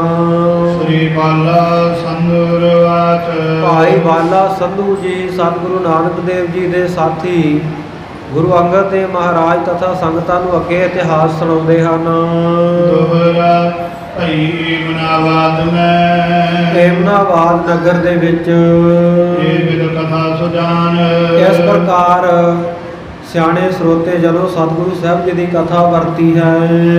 ਅਬ ਤਲਵੰਡੀ ਕੀ ਕਹੋ, ਹੁਣ ਕਹਿੰਦੇ ਮੈਂ ਤਲਵੰਡੀ ਦੀ ਸਾਰੀ ਕਥਾ ਦੱਸਦਾ, ਉੱਥੇ ਕਿਵੇਂ ਵਾਕਿਆਤ ਵਾਪਰਿਆ ਹੈ। ਸੁਨਿਐ ਦਇਆ ਨਿਧਾਨ, हे दया ਦੇ ਖਜ਼ਾਨੇ ਸਤਿਗੁਰੂ ਅੰਗਦ ਦੇਵ ਮਹਾਰਾਜ ਜੀ ਸੁਣੋ ਕਥਾ। ਕਉ ਪਈ ਬਾਲਾ ਤਰ ਧਿਆਨ ਸੁਖ ਰਸੁ। ਭਾਈ ਵਾਲਾ ਜੀ ਸਤਿਗੁਰੂ ਸੱਚੇ ਪਾਤਸ਼ਾਹ ਜੀ ਜਿਹੜੇ ਸੁੱਖਾਂ ਦੇ ਖਜ਼ਾਨੇ ਹਨ ਉਹਨਾਂ ਦੇ ਚਰਨਾਂ ਦਾ ਧਿਆਨ ਧਰ ਕੇ ਉਚਰਨ ਲਗਾ ਬੋਰ ਇਤਿਹਾਸ। ਫਿਰ ਅੱਗੇ ਸਤਿਗੁਰੂ ਜੀ ਦਾ ਇਤਿਹਾਸ ਦੱਸਣ ਲੱਗਾ ਹੈ। ਪੂਰਬ ਤਲਵੰਡੀ ਹੋ ਆਇਓ। ਕਹਿਣ ਲੱਗਾ ਮਹਾਰਾਜ ਜਦੋਂ ਸਤਿਗੁਰੂ ਨਾਨਕ ਦੇਵ ਜੀ ਸੁਲਤਾਨਪੁਰ ਸਨ ਹਾਲੇ ਉਸ ਵੇਲੇ ਹੀ ਮੈਂ ਉਹਨਾਂ ਤੋਂ ਆਗਿਆ ਲੈ ਕੇ ਆਪਣੇ ਨਗਰ ਤਲਵੰਡੀ ਰਾਏ ਭੋਏ ਦੀ ਪਹੁੰਚ ਗਿਆ ਸੀ। ਕਾਲੂ ਕੋ ਭੇਜਾਏ ਸੁਨਾਇਓ। ਕਿਸੇ ਬੰਦੇ ਨੇ ਮੈਨੂੰ ਪਿੰਡ ਵਿੱਚ ਆਇਆ ਵੇਖ ਕੇ ਮਹਿਤਾ ਕਾਲੂ ਜੀ ਨੂੰ ਸਤਿਗੁਰੂ ਜੀ ਦੇ ਪਿਤਾ ਜੀ ਨੂੰ ਯਾਦ ਦੱਸਿਆ। ਸੁਰ ਕਰ ਤੋਰਣ ਆਵਾ ਧਾਰੀ। ਉਸ ਵੇਲੇ ਧਾਵਾ ਬੋਲ ਕੇ ਜਲਦੀ ਨਾਲ ਦੌੜ ਕੇ ਮਹਿਤਾ ਕਾਲੂ ਮੇਰੇ ਘਰ ਪਹੁੰਚਿਆ ਭੋਜਨ ਲਗਾ ਕੁਸ਼ਲ ਮੁਝ ਤਾਈ। ਤੇ ਆ ਕੇ ਮੇਰੇ ਤੋਂ ਰਾਜੀ ਖੁਸ਼ੀ ਪੁੱਛਣ ਲੱਗਾ ਸੁਲਤਾਨਪੁਰ ਦੀ ਭੈਣ ਨਾਨਕੀ ਦੀ ਤੇ ਇਸੇ ਤਰ੍ਹਾਂ ਜੈ ਰਾਮ ਜੀ ਦੀ ਸਤਿਗੁਰੂ ਨਾਨਕ ਦੇਵ ਜੀ ਦੀ ਰਾਜੀ ਖੁਸ਼ੀ ਪੁੱਛੀ। ਜੀ ਕਰ ਕੁਸ਼ਲ ਨਾਨਕੀ ਕੀ ਤਬ। ਉਸ ਵੇਲੇ ਭਾਈ ਬਾਲਾ ਜੀ ਕਹਿੰਦੇ ਮੈਂ ਮਹਿਤਾ ਕਾਲੂ ਜੀ ਨੂੰ ਭੈਣ ਨਾਨਕੀ ਦੀ ਸੁੱਖ ਸਾਂਦ ਦੱਸ ਕੇ ਪੁਨ ਨਾਨਕ ਕਰਤਾਂਦ ਭਰਿਓ ਸਭ। ਉਸ ਤੋਂ ਬਾਅਦ ਸਤਿਗੁਰੂ ਨਾਨਕ ਦੇਵ ਮਹਾਰਾਜ ਜੀ ਦਾ ਸਾਰਾ ਪ੍ਰਸੰਗ ਕਹਿ ਸੁਣਾਇਆ। ਰਹੇ ਦਿਨ ਰਹੇ 3 ਦਿਨ ਸਰਤਾ ਮਾਈ। ਭਾਈ ਬਾਲਾ ਜੀ ਕਹਿੰਦੇ ਮੈਂ ਦੱਸਿਆ ਕਿ ਸਤਿਗੁਰੂ ਨਾਨਕ ਦੇਵ ਜੀ 3 ਦਿਨ ਵੀ ਨਦੀ ਦੇ ਵਿੱਚ ਅਲੋਪ ਰਹੇ। ਜਿਨਸੇ ਬੌਰ ਕਰੀ ਕਰਤਨਾਨੀ। ਫਿਰ ਜਿਸ ਵੇਲੇ ਵੇਈ ਨਦੀ ਤੋਂ ਬਾਹਰ ਆ ਕੇ ਪ੍ਰਗਟ ਹੋਏ ਮੁੜ ਕੇ ਆ ਕੇ ਉਹਨਾਂ ਨੇ ਮੋਦੀ ਖਾਨੇ ਦਾ ਜਾਂ ਘਰ ਦਾ ਕੋਈ ਕੰਮਕਾਰ ਕੀਤਾ ਨਹੀਂ। ਆਪਨ ਕੋ ਸਭ ਦਰਬ ਲੁਟਾਇਆ। ਤੇ ਜਿਹੜਾ ਹੱਟ ਸਾਹਿਬ ਮੋਦੀ ਖਾਨਾ ਸੀ ਉਹਦਾ ਜਿੰਨਾ ਦਰਬ ਪਦਾਰਥ ਸੀ ਉਹ ਲੋਕਾਂ ਨੂੰ ਲੁਟਾ ਦਿੱਤਾ ਕਿ ਅਬੈ ਜਵਾਬ ਸਾਬ ਕਰਾਇਆ। ਉਸ ਵੇਲੇ ਨਵਾਬ ਦੌਲਤ ਖਾਨ ਨੇ ਸਾਰਾ ਹਿਸਾਬ ਕਿਤਾਬ ਕਰਵਾਇਆ। ਦੋਹਰਾ ਨਿਕਸੇ ਬਾਕੀ ਸਾਤ ਸੈ। ਜਦੋਂ ਹਿਸਾਬ ਕੀਤਾ ਗਿਆ ਤੇ ਸਤਿਗੁਰੂ ਸੱਚੇ ਪਾਤਸ਼ਾਹ ਜੀ ਦੇ 700 ਰੁਪਏ ਸਾਠ ਰਜਤ ਬਣਿਓਰ। ਅਤੇ 60 ਰੁਪਏ ਉੱਤੇ ਹੋਰ ਕੁੱਲ 760 ਰੁਪਏ ਵਾਧਾ ਨਿਕਲਿਆ ਨਵਾਬ ਦੇ ਵੱਲ। ਅਰਧ ਲਏ ਮੂਲੇ ਤਵੇ। ਸਤਿਗੁਰੂ ਸਾਹਿਬ ਜੀ ਤਾਂ ਸਾਰੇ ਹੀ ਛੱਡ ਆਏ ਸੀ ਕਿ ਫਕੀਰਾਂ ਨੂੰ ਦੇ ਦਿਓ, ਭੋਜਨ ਪ੍ਰਸ਼ਾਦਾ ਛਕਾ ਦਿਓ, ਪੁੰਨ ਅਰਥੇ ਖਰਚ ਦਿਓ। ਪਰ ਤੁਹਾਡੇ ਕੁੜਮ ਮੂਲ ਚੰਦ ਨੇ ਸਤਿਗੁਰੂ ਜੀ ਦੇ ਸਹੁਰਾ ਸਾਹਿਬ ਨੇ ਉਹਨਾਂ ਵਿੱਚੋਂ ਅੱਧੇ ਪੈਸੇ ਫਰਿਆਦ ਕਰਕੇ ਨਵਾਬ ਦੌਲਤ ਖਾਨ ਤੋਂ ਲੈ ਲਏ। ਕਰ ਪੂਰਤ ਪੁਕਾਰ ਤੇ ਗੌਰ। ਉਸ ਜਗ੍ਹਾ ਆ ਕੇ ਸੁਲਤਾਨਪੁਰ ਬਟਾਲੇ ਤੋਂ ਪਹੁੰਚ ਕੇ ਉੱਥੇ ਕੂਕ ਪੁਕਾਰ ਫਰਿਆਦ ਕਰਕੇ ਅੱਧੇ ਪੈਸੇ ਲੈ ਲਏ ਸਨ। ਕਉ ਪਈ ਰਹਿਓ ਸ੍ਰੀ ਚੰਦਪੁਰ ਸੁਲਤਾਨਾ। ਔਰ ਇਸ ਤਰ੍ਹਾਂ ਕਿਹਾ ਸੀ ਕਿ ਮੇਰੀ ਧੀ ਦਾ ਮੇਰੇ ਦੋਹਤਰਿਆਂ ਦਾ ਹੱਕ ਹੈ, ਉਹਨਾਂ ਦੇ ਪਿਤਾ ਦੀ ਕਮਾਈ ਤੇ ਅੱਧੇ ਪੈਸੇ ਲੈ ਲਏ। ਤੇ ਫਿਰ ਉਸ ਤੋਂ ਬਾਅਦ ਆਪਣੀ ਪੁੱਤਰੀ ਬੀਬੀ ਸੁਲੱਖਣੀ ਨੂੰ ਸਤਿਗੁਰੂ ਨਾਨਕ ਦੇਵ ਜੀ ਦੀ ਸੁਪਤਨੀ ਨੂੰ ਔਰ ਸਤਿਗੁਰੂ ਸਾਹਿਬ ਜੀ ਦੇ ਛੋਟੇ ਸੁਪੁੱਤਰ ਲਖਮੀ ਦਾਸ ਜੀ ਨੂੰ ਆਪਣੇ ਨਾਲ ਬਟਾਲੇ ਲੈ ਗਿਆ। ਉਹਨਾਂ ਦੇ ਪਰਿਵਾਰ ਨੂੰ ਤੇ ਵੱਡੇ ਬਾਬਾ ਸ਼੍ਰੀ ਚੰਦ ਜੀ ਨੂੰ ਭੈਣ ਨਾਨਕੀ ਦੇ ਕਹਿਣ ਤੇ ਸੁਲਤਾਨਪੁਰ ਛੱਡ ਗਿਆ ਸੀ। ਮੂਲਾ ਦੇ ਕਰ ਸਦਾ ਪਿਆਨਾ। ਇਹ ਮੂਲਾ ਚੋਣਾ ਜਿਹੜਾ ਸਤਿਗੁਰੂ ਜੀ ਦਾ ਸਹੁਰਾ ਆਪਣੀ ਪੁੱਤਰੀ ਨੂੰ ਲੈ ਕੇ ਬਟਾਲੇ ਚਲਿਆ ਗਿਆ ਸੀ। ਪੁਨ ਮਸੀਤ ਮੈਂ ਜੈਸੇ ਹੋਈ। ਉਸ ਤੋਂ ਬਾਅਦ ਜਿਵੇਂ ਮਸੀਤ ਵਾਲੀ ਸਾਰੀ ਸਾਖੀ ਵਰਤੀ ਸੀ। ਕਾਲੂ ਢਿਗ ਮੈਂ ਭਾਗੀ ਸੋਈ। ਭਾਈ ਬਾਲਾ ਜੀ ਕਹਿੰਦੇ ਮੈਂ ਮਹਿਤਾ ਕਾਲੂ ਜੀ ਦੇ ਕੋਲ ਉਹ ਸਾਰੀ ਪ੍ਰਗਟ ਕਰਕੇ ਦੱਸੀ ਬਈ ਕਿਵੇਂ ਸਤਿਗੁਰੂ ਜੀ ਨੇ ਨਵਾਬ ਅਤੇ ਕਾਜੀ ਦੇ ਦਿਲ ਦੀ ਗੱਲ ਦੱਸ ਦਿੱਤੀ ਵੀ ਤੁਹਾਡਾ ਮਨ ਹਾਜ਼ਰ ਨਹੀਂ ਸੀ। ਨਵਾਬ ਸਾਹਿਬ ਘੋੜੇ ਖਰੀਦਦੇ ਫਿਰਦੇ ਸੀ ਕਾਬਲ ਦੇ ਵਿੱਚ ਮਨ ਕਰਕੇ, ਤੇ ਕਾਜੀ ਸਾਹਿਬ ਘੋੜੀ ਦਾ ਵਿਸ਼ੇਰਾ ਕਿਤੇ ਟੋਏ ਵਿੱਚ ਨਾ ਡਿੱਗ ਪਵੇ ਉਹਦੀ ਰੱਖਿਆ ਕਰਦਾ ਫਿਰਦਾ ਸੀ ਉਹਨਾਂ ਦਾ ਮਨ। ਇਹ ਉਹਨਾਂ ਦੇ ਮਨ ਦੀ ਗੱਲ ਸਤਿਗੁਰੂ ਸੱਚੇ ਪਾਤਸ਼ਾਹ ਨੇ ਲੋਕਾਂ ਵਿੱਚ ਪ੍ਰਗਟ ਕਰ ਦਿੱਤੀ ਸੀ। ਇਹ ਮਸੀਤ ਵਾਲੀ ਸਾਰੀ ਸਾਖੀ ਦੱਸੀ। ਜਿਹੜੀ ਨਾਨਕ ਲਖਿਆਰੇ ਅਵਤਾਰਾ। ਤੇ ਉਸ ਵੇਲੇ ਭਾਈ ਬਾਲਾ ਜੀ ਕਹਿੰਦੇ ਮੈਂ ਆਖਿਆ ਮਹਿਤਾ ਕਾਲੂ ਜੀ ਨੂੰ ਕਿ ਤੁਸੀਂ ਆਪਣੇ ਪੁੱਤਰ ਸਤਿਗੁਰੂ ਨਾਨਕ ਦੇਵ ਜੀ ਨੂੰ ਹਰੀ ਪਰਮੇਸ਼ਰ ਵਾਹਿਗੁਰੂ ਦਾ ਅਵਤਾਰ ਜਾਣੋ। ਕੁਲ ਤੁਮਰੀ ਮੈਂ ਭਇਓ ਗੁਜ਼ਾਰਾ। ਔਰ ਤੁਹਾਡੀ ਕੁਲ ਵੇਦੀ ਕੁਲ ਵਿੱਚ ਤੁਹਾਡੇ ਘਰ ਵਿੱਚ ਪੈਦਾ ਹੋਏ ਹਨ, ਉਹਨਾਂ ਨੇ ਤੁਹਾਡੀ ਕੁਲ ਨੂੰ ਉਜਲਿਆ ਕਰ ਦਿੱਤਾ, ਕੁਲ ਨੂੰ ਪਵਿੱਤਰ ਕਰ ਦਿੱਤਾ ਹੈ। ਵੈਸੇ ਵੇ ਅਬੈ ਬਿਆਨਾ। ਤੇ ਹੁਣ ਕਹਿੰਦੇ ਉਸ ਤੋਂ ਬਾਅਦ ਉਹ ਉਦਿਆਨ ਇਕਾਂਤਵਾਸ ਜਾ ਕੇ ਬਾਹਰ ਬੈਠ ਗਏ ਸਨ। ਤਬ ਕਲਿਆਣ ਸੁਦਾ ਸਤਾਨਾ ਕਦੇ ਕਦੇ ਭੈਣ ਨਾਨਕੀ ਦੇ ਘਰ ਸੁਲਤਾਨਪੁਰ ਆਉਂਦੇ ਹਨ। ਸੁਨ ਪਰ ਕਾਲੂ ਰੇ ਸੋ ਬਜਾਈ ਮਹਿਤਾ ਕਾਲੂ ਜੀ ਨੇ ਜਦੋਂ ਆਹ ਗੱਲਾਂ ਸੁਣ ਕੇ ਬਹੁਤ ਗੁੱਸੇ ਵਿੱਚ ਆ ਗਿਆ। ਬਹੁ ਵਿਦ ਮਨ ਸੋ ਕੀ ਨਰਾਈ ਤੇ ਭਾਈ ਬਾਲਾ ਜੀ ਕਹਿੰਦੇ ਮੇਰੇ ਨਾਲ ਬੜੇ ਤਰੀਕਿਆਂ ਨਾਲ ਮੈਨੂੰ ਬੜੀਆਂ ਖੋਟੀਆਂ ਖਰੀਆਂ ਸੁਣਾਈਆਂ, ਬਹੁਤ ਲੜਾਈ ਕੀਤੀ।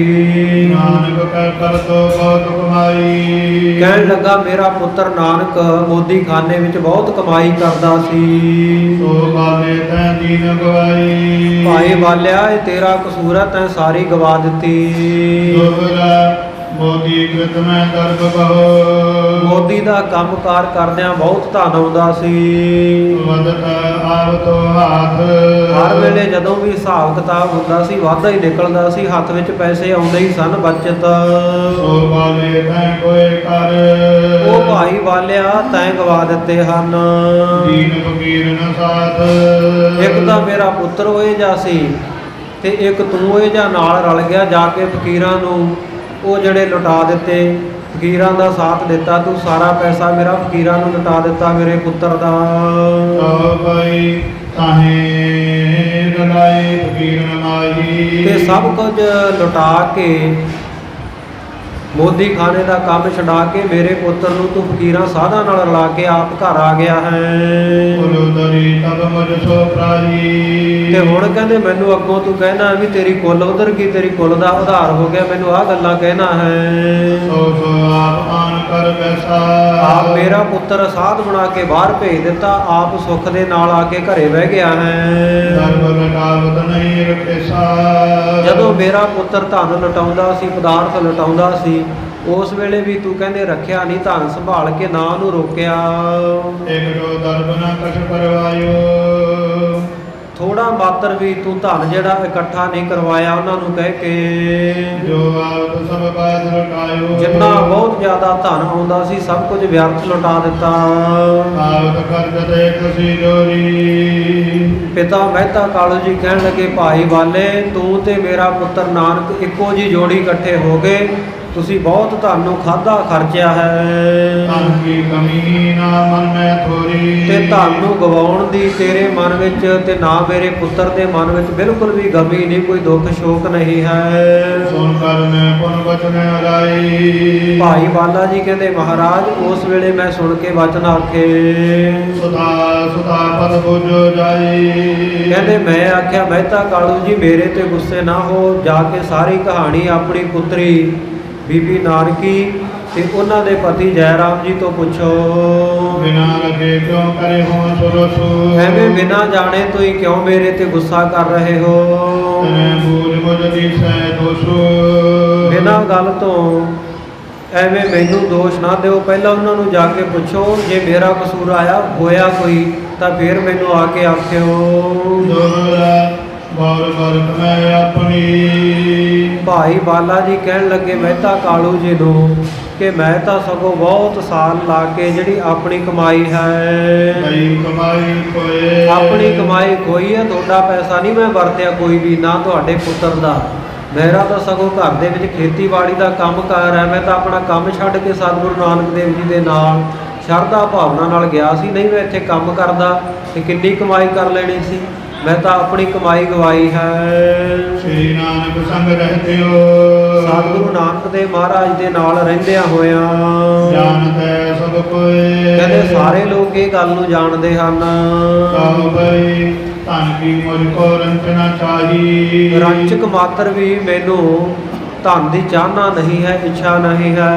ਜਨਮ ਸੁਧਾਰ ਰਕੋ ਪਵ ਮਾਰੀ ਸਗੋਂ ਮੈਂ ਤਾਂ ਆਪਣਾ ਜਨਮ ਸੁਧਾਰਨਾ ਚਾਹੁੰਦਾ ਸੰਸਾਰ ਦੇ ਵਿੱਚ। ਸਤਿਗੁਰੂ ਨਾਨਕ ਦੇਵ ਜੀ ਦੀ ਸੰਗਤ ਇਸ ਕਰਕੇ ਕੀਤੀ। ਮੋਹ ਸੰਗ ਕਉ ਝਗੜੋ ਤੁਮੈ ਅਸੀਂ ਮਹਿਤਾ ਕਾਲੂ ਜੀ ਤੁਸੀਂ ਮੇਰੇ ਨਾਲ ਕਿਉਂ ਐਵੇਂ ਝਗੜ ਰਹੇ ਹੋ। ਬੋਝੋ ਸੁਦਾ ਭਈ ਵਿਦ ਜੈਸੀ ਆਪਣੀ ਪੁੱਤਰੀ ਬੀਬੀ ਨਾਨਕੀ ਨੂੰ ਜਾ ਕੇ ਪੁੱਛੋ ਵੀ ਸਭ ਕੁਝ ਕਿਵੇਂ ਵਾਪਰਿਆ ਹੈ। ਇਹ ਵਿਦ ਸੁਣ ਕਾਲੂ ਕਰ ਗਇਓ ਇਸ ਤਰ੍ਹਾਂ ਭਾਈ ਬਾਲਾ ਜੀ ਕਹਿੰਦੇ ਮੈਥੋਂ ਫਿਰ ਕੋਟੀਆਂ ਖਰੀਆਂ ਸੁਣ ਕੇ ਮਹਿਤਾ ਕਾਲੂ ਜੀ ਤਾਂ ਉੱਥੋਂ ਚਲੇ ਗਏ। ਕਾਲ ਬਤੀਤ ਕੁਝ ਕਤੈ ਭਇਓ। ਕੁਝ ਕੁ ਸਮਾਂ ਜਦੋਂ ਬਤੀਤ ਹੋਇਆ, ਆਵਾ ਤਲਵੰਡੀ ਮਰਦਾਨਾ। ਇੱਧਰ ਐਮਨਾਬਾਦ ਨਗਰ ਤੋਂ ਚੱਲ ਕੇ ਸਤਿਗੁਰੂ ਜੀ ਤੋਂ ਆਗਿਆ ਲੈ ਕੇ ਭਾਈ ਮਰਦਾਨਾ ਤਲਵੰਡੀ ਨਗਰ ਵਿਖੇ ਪਹੁੰਚ ਗਿਆ। ਜੇ ਪਰਿਵਾਰ ਮਿਲਿਓ ਸੁਖ ਮਨਾ। ਆ ਕੇ ਆਪਣੇ ਪਰਿਵਾਰ ਨੂੰ ਮਿਲਿਆ, ਬੜਾ ਸੁੱਖ ਪ੍ਰਾਪਤ ਕੀਤਾ।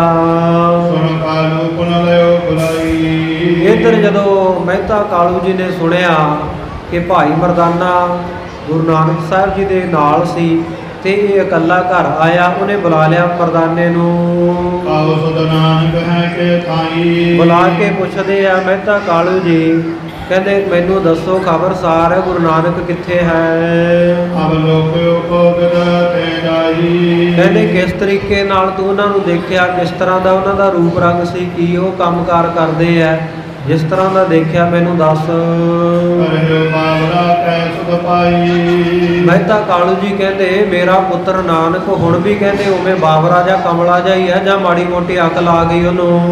ਦੋਰਾ ਸੁਧ ਨਾਨਕ ਕੀ ਲਿਓ ਤਮਾ। ਉਸ ਵੇਲੇ ਭਾਈ ਮਰਦਾਨਾ ਜੀ ਕਹਿਣ ਲੱਗੇ ਮਹਿਤਾ ਕਾਲੂ ਜੀ ਨੂੰ ਕਿ ਸਤਿਗੁਰੂ ਨਾਨਕ ਦੇਵ ਜੀ ਦੀ ਜਿਹੜੀ ਖਬਰ ਹੈ ਤੁਸੀਂ ਮੇਰੇ ਤੋਂ ਸੁਣੋ।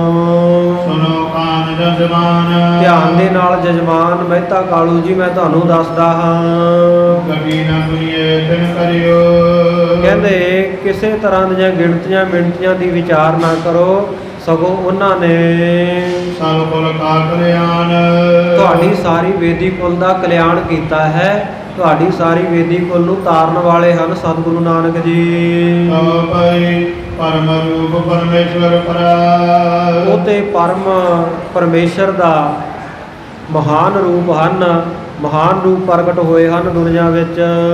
ਸੋ ਤੁਮ ਕਰ ਤਨ ਧਰ ਅਵਤਰਾ। ਸੋ ਉਹ ਤੁਹਾਡੇ ਘਰ ਆ ਕੇ ਪ੍ਰਗਟ ਹੋਏ ਹਨ। ਮੰਦਮਤੀ ਕਲਕਾਰ ਵਿਸਾਲਾ। ਕਿਉਂਕਿ ਕਲਯੁਗ ਦੇ ਭਿਆਨਕ ਸਮੇਂ ਦੇ ਵਿੱਚ ਜਿਹੜੇ ਲੋਕ ਹੈ ਮੰਦਮਤੀ ਇਹ ਭੈੜੀ ਬੁੱਧੀ ਵਾਲੇ ਹੋ ਚੁੱਕੇ ਹਨ। ਸੁਡਵਾ ਮੈਂ ਬਹੁ ਨਰਜਮ ਜਲ। ਤੇ ਸਤਿਗੁਰੂ ਨਾਨਕ ਦੇਵ ਜੀ ਮਹਾਰਾਜ ਕਿਰਪਾ ਕਰਕੇ ਉਹਨਾਂ ਨੂੰ ਜਮਾਂ ਦੇ ਜਾਲਾਂ ਤੋਂ ਫਾਹਿਆਂ ਤੋਂ ਛਡਵਾਉਣਗੇ। ਏਵ ਨਾ ਤਿਨ ਕੋ ਜਾਣਿਓ ਜਾਵੇ। ਸਤਿਗੁਰੂ ਨਾਨਕ ਦੇਵ ਮਹਾਰਾਜ ਜੀ ਦਾ ਭੇਦ ਕਿਸੇ ਤੋਂ ਜਾਣਿਆ ਨਹੀਂ ਜਾਂਦਾ। ਪਰਮ ਹੇਰ ਅਚਰਜ ਹੋਇਆ ਮੈਂ। ਉਹਨਾਂ ਦੇ ਜਿਹੜੇ ਕਰਮ ਹੈ, ਉਹਨਾਂ ਦੀ ਕਰਨੀ ਕਮਾਈ ਹੈ, ਉਹਨੂੰ ਦੇਖ ਦੇਖ ਕੇ ਤਾਂ ਮਨ ਵਿੱਚ ਹੈਰਾਨੀ ਪੈਦਾ ਹੁੰਦੀ ਹੈ। ਪੀਰ ਪੀਰ ਮੈਂ ਸੰਸਰ ਕੋਈ। ਉਹਨਾਂ ਦੇ ਬਰਾਬਰ ਜਗਤ ਦੇ ਵਿੱਚ ਨਾ ਤਾਂ ਕੋਈ ਪੀਰ ਹੈ, ਰੱਬ ਦਾ ਪਿਆਰਾ ਸੰਤ ਕੋਈ ਉਹਨਾਂ ਦੇ ਬਰਾਬਰ ਦਾ ਹੈ, ਤੇ ਨਾ ਹੀ ਕੋਈ ਮੀਰ, ਕੋਈ ਰਾਜਾ ਮਹਾਰਾਜਾ ਹੀ ਉਹਨਾਂ ਦੇ ਬਰਾਬਰ ਹੈ। ਕਲਾ ਵਿਸਾਲ ਰਤੀ ਜਨ ਕੋਈ। ਜਿਹੜੇ ਮਹਾਨ ਕਲਾ ਦੇ ਮਹਾਨ ਸ਼ਕਤੀਆਂ ਦੇ ਮਾਲਕ ਹਨ, ਪਰ ਆਪਣੀ ਕਲਾ ਨੂੰ ਸ਼ਕਤੀ ਨੂੰ ਉਹਨਾਂ ਨੇ ਛੁਪਾ ਕੇ ਰੱਖਿਆ ਹੋਇਆ ਹੈ। ਪੀਓ ਏਮਨਾਬਾਦ ਪਿਆਨਾ। ਸੁਲਤਾਨਪੁਰ ਤੋਂ ਚੱਲ ਕੇ ਉਹਨਾਂ ਨੇ ਐਮਨਾਬਾਦ ਨੂੰ ਪਿਆਨਾ ਕੀਤਾ, ਉੱਥੇ ਜਾ ਪਹੁੰਚੇ ਹਨ। ਮਿਲ ਗਇਓ ਸੰਗ ਤੇ ਥਾਨਾ। ਭਾਈ ਮਰਦਾਨਾ ਜੀ ਕਹਿੰਦੇ ਪਿਤਾ ਮਹਿਤਾ ਕਾਲੂ ਜੀ ਨੂੰ, ਕਹਿੰਦੇ ਮੈਂ ਵੀ ਉਹਨਾਂ ਦੇ ਨਾਲ ਐਮਨਾਬਾਦ ਗਿਆ ਸੀ। ਕਿਵੇ ਤਾਂ ਮੈਂ ਆਇਓ ਅਵਸਾ। ਸਤਿਗੁਰੂ ਪਾਤਸ਼ਾਹ ਜੀ ਤਾਂ ਉੱਥੇ ਹੀ ਟਿਕੇ ਹੋਏ ਆ, ਉੱਥੇ ਠਹਿਰੇ ਹੋਏ ਆ, ਤੇ ਮੈਂ ਘਰ ਆ ਗਿਆ ਹਾਂ। ਮਿਲ ਕਰ ਬਾਉਰ ਜਾਉ ਤੈਨ ਪਾਸਾ। ਪਰ ਮੈਂ ਘਰ ਰਹਿਣਾ ਨਹੀਂ, ਬਸ ਘਰੇ ਮਿਲ ਕੇ ਦੁਬਾਰਾ ਉਹਨਾਂ ਕੋਲ ਚਲਿਆ ਜਾਵਾਂਗਾ। ਸੁਨ ਸੁਨਨ ਮੈਂ ਬਚਨ ਏ। ਇਸ ਪ੍ਰਕਾਰ ਭਾਈ ਮਰਦਾਨੇ ਦੇ ਬਚਨ ਸੁਣ ਕੇ ਕਾਲੂ ਰੇ ਸਦ ਪਾਏ। ਮਹਿਤਾ ਕਾਲੂ ਜੀ ਹੋਰ ਗੁੱਸੇ ਵਿੱਚ ਆ ਗਏ। ਨਾ ਸਦ ਕੋ ਜਾਣਈ। ਆਪਣੇ ਪੁੱਤਰ ਸਤਿਗੁਰੂ ਨਾਨਕ ਦੇਵ ਮਹਾਰਾਜ ਜੀ ਦਾ ਭੇਦ ਨਹੀਂ ਜਾਣਦੇ ਬਈ ਇਹ ਅਕਾਲ ਪੁਰਖ ਦੇ ਰੂਪ ਹਨ। ਇਹ ਪ੍ਰਦ ਪਰਖ ਲਾਏ। ਬਣ ਕੇ ਭਾਈ ਮਰਦਾਨੇ ਪ੍ਰਤੀ ਮਹਿਤਾ ਕਾਲੂ ਜੀ ਬੜੇ ਰੁੱਖੇ ਬਚਨ ਬੋਲੇ। ਕਹੋ ਭਾਈ ਕਿਆ ਬੋਲਤਾ ਮੂਰਖ ਮਗ ਬਾਕੀ। ਸਤਿਗੁਰੂ ਸੱਚੇ ਪਾਤਸ਼ਾਹ ਜੀ ਦੇ ਪਿਤਾ ਮਹਿਤਾ ਕਾਲੂ ਜੀ ਭਾਈ ਮਰਦਾਨੇ ਤੋਂ ਸੁਣ ਕੇ ਕਹਿਣ ਲੱਗੇ ਮੂਰਖਾ, ਕਹਿੰਦੇ ਕਿਹੋ ਜਿਹੀਆਂ ਗੱਲਾਂ ਮੂੰਹੋਂ ਬੋਲਦਾ ਹੈ। ਮੰਦਮਤੀ ਹੈ ਤੁਮ ਡੂਮਕ ਜਾਤੀ। ਕਹਿੰਦੇ ਤੂੰ ਡੂਮਕ ਜਾਤੀ ਭੈੜੀ ਜਾਤੀ ਦਾ ਮਰਾਸੀ ਤੇ ਬੜੀ ਮਾੜੀ ਮੱਤ ਵਾਲਾ ਹੈ। ਮੁਝ ਕੋ ਕਹਿ ਭਇਓ ਅਵਤਾਰਾ। ਮੈਨੂੰ ਆ ਕੇ ਸਮਝਾਉਣਾ ਵੀ ਤੇਰਾ ਪੁੱਤਰ ਅਵਤਾਰ ਹੋਇਆ ਹੈ। ਤਿਨ ਸਗਲ ਮਮ ਸਦਨ ਉਜਾਰਾ ਪਰ ਮੈਨੂੰ ਪੁੱਛ ਕੇ ਦੇਖ, ਉਹਨੇ ਤਾਂ ਮੇਰਾ ਸਾਰਾ ਘਰ ਉਜਾੜ ਦਿੱਤਾ। ਕਰਿਓ ਹਮਾਰੇ ਕੋ ਮੈਂ ਜਾਣੀ ਸੋ ਉਹ ਸਾਡੇ ਹੱਥੋਂ ਤਾਂ ਕਹਿੰਦੇ ਗਿਆ, ਹੁਣ ਇਹ ਗੱਲ ਮੈਂ ਜਾਣ ਲਈ ਹੈ।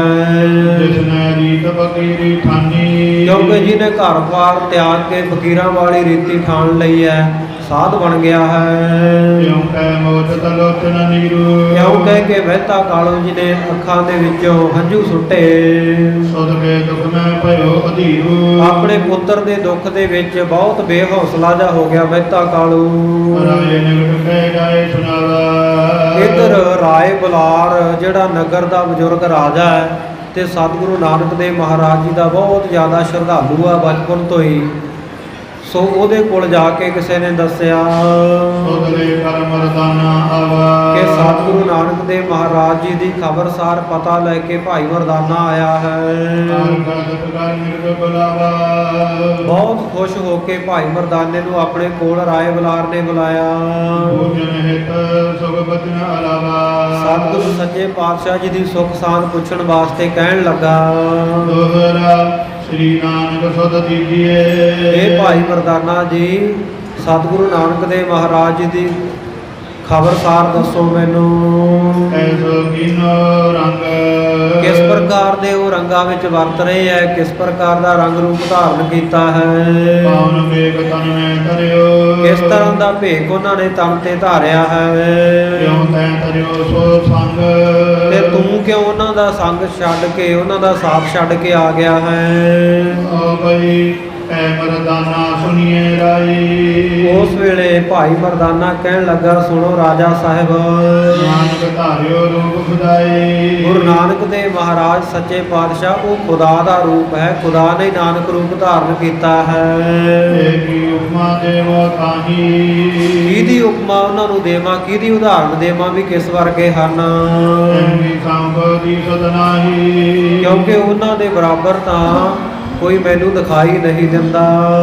ਨਰ ਮੈਂ ਐਸੇ ਕਰਮ ਨ ਕੋ ਕਿਉਂਕਿ ਮਨੁੱਖਾਂ ਦੇ ਵਿੱਚ ਤਾਂ ਇਹੋ ਜੀ ਕਰਨੀ ਕਮਾਈ ਹੁੰਦੀ ਨਹੀਂ ਜਿਸ ਤਰ੍ਹਾਂ ਦੇ ਕਰਮ ਸਤਿਗੁਰੂ ਜੀ ਕਰਦੇ ਹਨ। ਜੇ ਬਿਦ ਕੇ ਜਗ ਕਰਨੀ ਸੋ ਜਿਸ ਪ੍ਰਕਾਰ ਦੀ ਜਗਤ ਦੇ ਵਿੱਚ ਸਤਿਗੁਰੂ ਜੀ ਕਰਨੀ ਕਰ ਰਹੇ ਹਨ। ਪੀਰਨ ਤੇ ਸਿਰ ਰਾਜ ਦਾ ਪੀਰਾ ਔਰ ਪੀਰਾਂ ਦੇ ਸਿਰ, ਪੀਰਾਂ ਦੇ ਵਿੱਚੋਂ ਸ਼੍ਰੋਮਣੀ ਪੀਰ ਹੋ ਕੇ ਵਿਰਾਜਦੇ ਸ਼ੋਭਾ ਪਾ ਰਹੇ ਹਨ।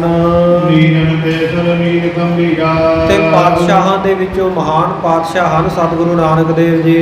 ਦੁਖ ਨਾ ਭੂਖ ਨਾ ਵਿਆਪੈ ਕੋ ਤੇ ਰਾਏ ਸਾਹਿਬ, ਨਾ ਉਹਨਾਂ ਨੂੰ ਦੁੱਖ ਤੇ ਨਾ ਕੋਈ ਭੁੱਖ ਉਹਨਾਂ ਨੂੰ ਵਿਆਪਦੇ ਨਹੀਂ ਕਦੇ ਵੀ। ਕਲਾਵਾਨ ਕਾਇ ਕਰ ਸੋ ਉਹ ਕਲਾਵਾਨ ਸ਼ਕਤੀਆਂ ਦੇ ਮਾਲਕ ਹਨ, ਜੋ ਕਰਨਾ ਚਾਹਣ ਕਰ ਸਕਦੇ ਹਨ। ਸਾਧ ਸਾਧ ਸੁਨ ਭਾਗਤ ਰਹੋ ਉਸ ਵੇਲੇ ਇਹ ਰਾਏ ਬੁਲਾਰ ਕਹਿਣ ਲੱਗਾ ਵੀ ਸ਼ਾਬਾਸ਼ ਮਰਦਾਨਿਆ ਸ਼ਾਬਾਸ਼, ਤੂੰ ਬਿਲਕੁਲ ਸਹੀ ਸਤਿਗੁਰੂ ਨਾਨਕ ਦੇਵ ਜੀ ਬਾਰੇ ਦੱਸਿਆ ਹੈ। ਜਸ ਅਸਲੀ ਜਸ ਕੀਨੋ ਗਾਊ ਹਾਂ, ਜਿਸ ਪ੍ਰਕਾਰ ਉਹਨਾਂ ਦਾ ਜਸ ਹੈ, ਜਿਸ ਤਰ੍ਹਾਂ ਦੀ ਮਹਿਮਾ ਉਸੇ ਤਰ੍ਹਾਂ ਦੀ ਤੂੰ ਗਾਈ ਹੈ। ਬਿਰਦ ਪਈ ਮਮ ਦੇ ਅਤ ਰਾਏ ਬੁਲਾਰ ਕਹਿਣ ਲੱਗਾ, ਮਰਦਾਨਿਆ ਕੀ ਦੱਸਾਂ, ਹੁਣ ਮੇਰਾ ਸਰੀਰ ਬਹੁਤ ਬਿਰਧ ਹੋ ਚੁੱਕਿਆ, ਬੜਾ ਬਜ਼ੁਰਗ ਹੋ ਗਿਆ ਮੈਂ ਉਮਰ ਕਰਕੇ। ਮਰਦਾਨਾ ਸੁਨ ਬੈਨ ਮਰਦਾਨਾ ਜੀ ਮੇਰੇ ਇਹ ਬਚਨ ਸੁਣੋ। ਕੈਸੇ ਦਰਸ਼ਨ ਹਉ ਕਰੋ ਮੈਂ ਸਤਿਗੁਰੂ ਨਾਨਕ ਦੇਵ ਜੀ ਦੇ ਦਰਸ਼ਨ ਕਰਨੇ ਚਾਹੁੰਦਾ ਹਾਂ, ਪਰ ਜਾ ਨਹੀਂ ਸਕਦਾ ਬਿਰਧ ਹੋਣ ਕਰਕੇ। ਕਿਵੇਂ ਮੈਂ ਦਰਸ਼ਨ ਕਰਾਂ ਉਹਨਾਂ ਦੇ? ਸ੍ਰੀ ਮੁਖ ਕਰਨਾ ਸਤਿਗੁਰੂ ਨਾਨਕ ਦੇਵ ਮਹਾਰਾਜ ਨੇ ਸੋਹਣੇ ਮੁਖੜੇ ਵਾਲੇ ਤੇ ਕਿਰਪਾ ਦੇ ਘਰ ਹਨ। ਕਹੋ ਭਾਈ ਚਿਤ ਚਕੋਰ ਕੋ ਚਾਹੇ ਤਸਾਲਾ ਜਿਵੇਂ ਚਕੋਰ ਦੇ ਚਿੱਤ ਦੇ ਵਿੱਚ ਚੰਦਰਮਾ ਨੂੰ ਦੇਖਣ ਦੀ ਬਹੁਤ ਇੱਛਾ ਹੁੰਦੀ ਹੈ, ਅਰੰਗਾ ਸਤ ਸੋ ਦਰਸ ਦਿਆਲਾ ਇਸ ਪ੍ਰਕਾਰ ਪੁੰਨਿਆਂ ਦੇ ਚੰਦਰਮਾ ਵਰਗੇ ਮੁਖ ਵਾਲੇ ਸਤਿਗੁਰੂ ਸੱਚੇ ਪਾਤਸ਼ਾਹ ਜੀ ਜਿਹੜੇ ਦਇਆ ਦੇ ਘਰ ਹਨ, ਉਹਨਾਂ ਦੇ ਦਰਸ਼ਨ ਚਾਹੁੰਦਾ ਹਾਂ ਮੈਂ। ਚਿਤ ਚਕੋਰ ਕੋ ਚਾਹੇ ਤਸਾਲਾ ਚਿਤ ਚਾਤਰ ਕੋ ਸਵਾਂਤ ਸਰੂਪਾ ਜਿਵੇਂ ਚਾਤਰਕ ਹੈ ਉਹਦੇ ਚਿੱਤ ਦੇ ਵਿੱਚ, ਉਹਦੇ ਮਨ ਵਿੱਚ ਸਵੰਤੀ ਬੂੰਦ ਦਾ ਸਰੂਪ ਬਣਿਆ ਰਹਿੰਦਾ, ਹਮੇਸ਼ਾ ਚਾਹਨਾ ਰੱਖਦਾ ਹੈ ਮੈਨੂੰ ਸਵੰਤੀ ਬੂੰਦ ਪ੍ਰਾਪਤ ਹੋ ਜਾਵੇ। ਮਨ ਮਲਿੰਦ ਪਦ ਪੰਜ ਅਨੂਪਾ। ਇਸੇ ਤਰ੍ਹਾਂ ਜਿਹੜਾ ਮੇਰਾ ਮਨ ਹੈ ਸਤਿਗੁਰੂ ਜੀ ਦੇ ਚਰਨਾਂ ਦਾ ਭੌਰਾ ਹੈ। ਕਰ ਮਰਦਾਨੇ ਕਾਜ ਮੇਰਾ। ਭਾਈ ਮਰਦਾਨੇ ਮੇਰਾ ਇਹ ਕੰਮ ਤੂੰ ਜ਼ਰੂਰ ਕਰ ਦੇ। ਓ ਮੋਰਣੀ ਸਦਾ ਮੈਂ ਤੇਰਾ। ਮੈਂ ਸਦਾ ਹੀ ਤੇਰਾ ਰਿਣੀ ਰਹੂੰਗਾ, ਦੇਣਦਾਰ ਰਹੂੰਗਾ।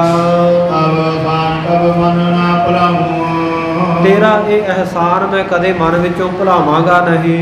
ਜੇ ਦਰਸ਼ਨ ਨਾਨਕ ਅਬ ਪਾਊਂ। ਜੇਕਰ ਤੇਰੇ ਕਾਰਨ, ਤੇਰੇ ਰਾਹੀਂ ਮੈਂ ਸਤਿਗੁਰੂ ਨਾਨਕ ਦੇਵ ਜੀ ਦੇ ਦਰਸ਼ਨ ਪਾ ਲਵਾਂ।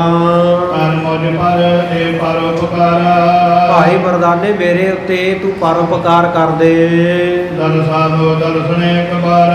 ਇੱਕ ਵਾਰੀ ਸਤਿਗੁਰੂ ਨਾਨਕ ਦੇਵ ਮਹਾਰਾਜ ਜੀ ਨੂੰ ਇੱਥੇ ਲਿਆ ਕੇ ਮੈਨੂੰ ਉਹਨਾਂ ਦੇ ਦਰਸ਼ਨ ਕਰਵਾ ਦੇ। ਜਿਉ ਰੰਗੈ ਕੋ ਪਾਰਸ ਦੇਈ। ਜਿਵੇਂ ਕਿਸੇ ਰੰਕ ਨੂੰ, ਕੰਗਲੇ ਬੰਦੇ ਨੂੰ, ਕੰਗਾਲ ਬੰਦੇ ਨੂੰ ਪਾਰਸ ਪ੍ਰਾਪਤ ਹੋ ਜਾਵੇ, ਪਾਰਸ ਦੀ ਵੱਟੀ ਮਿਲੇ।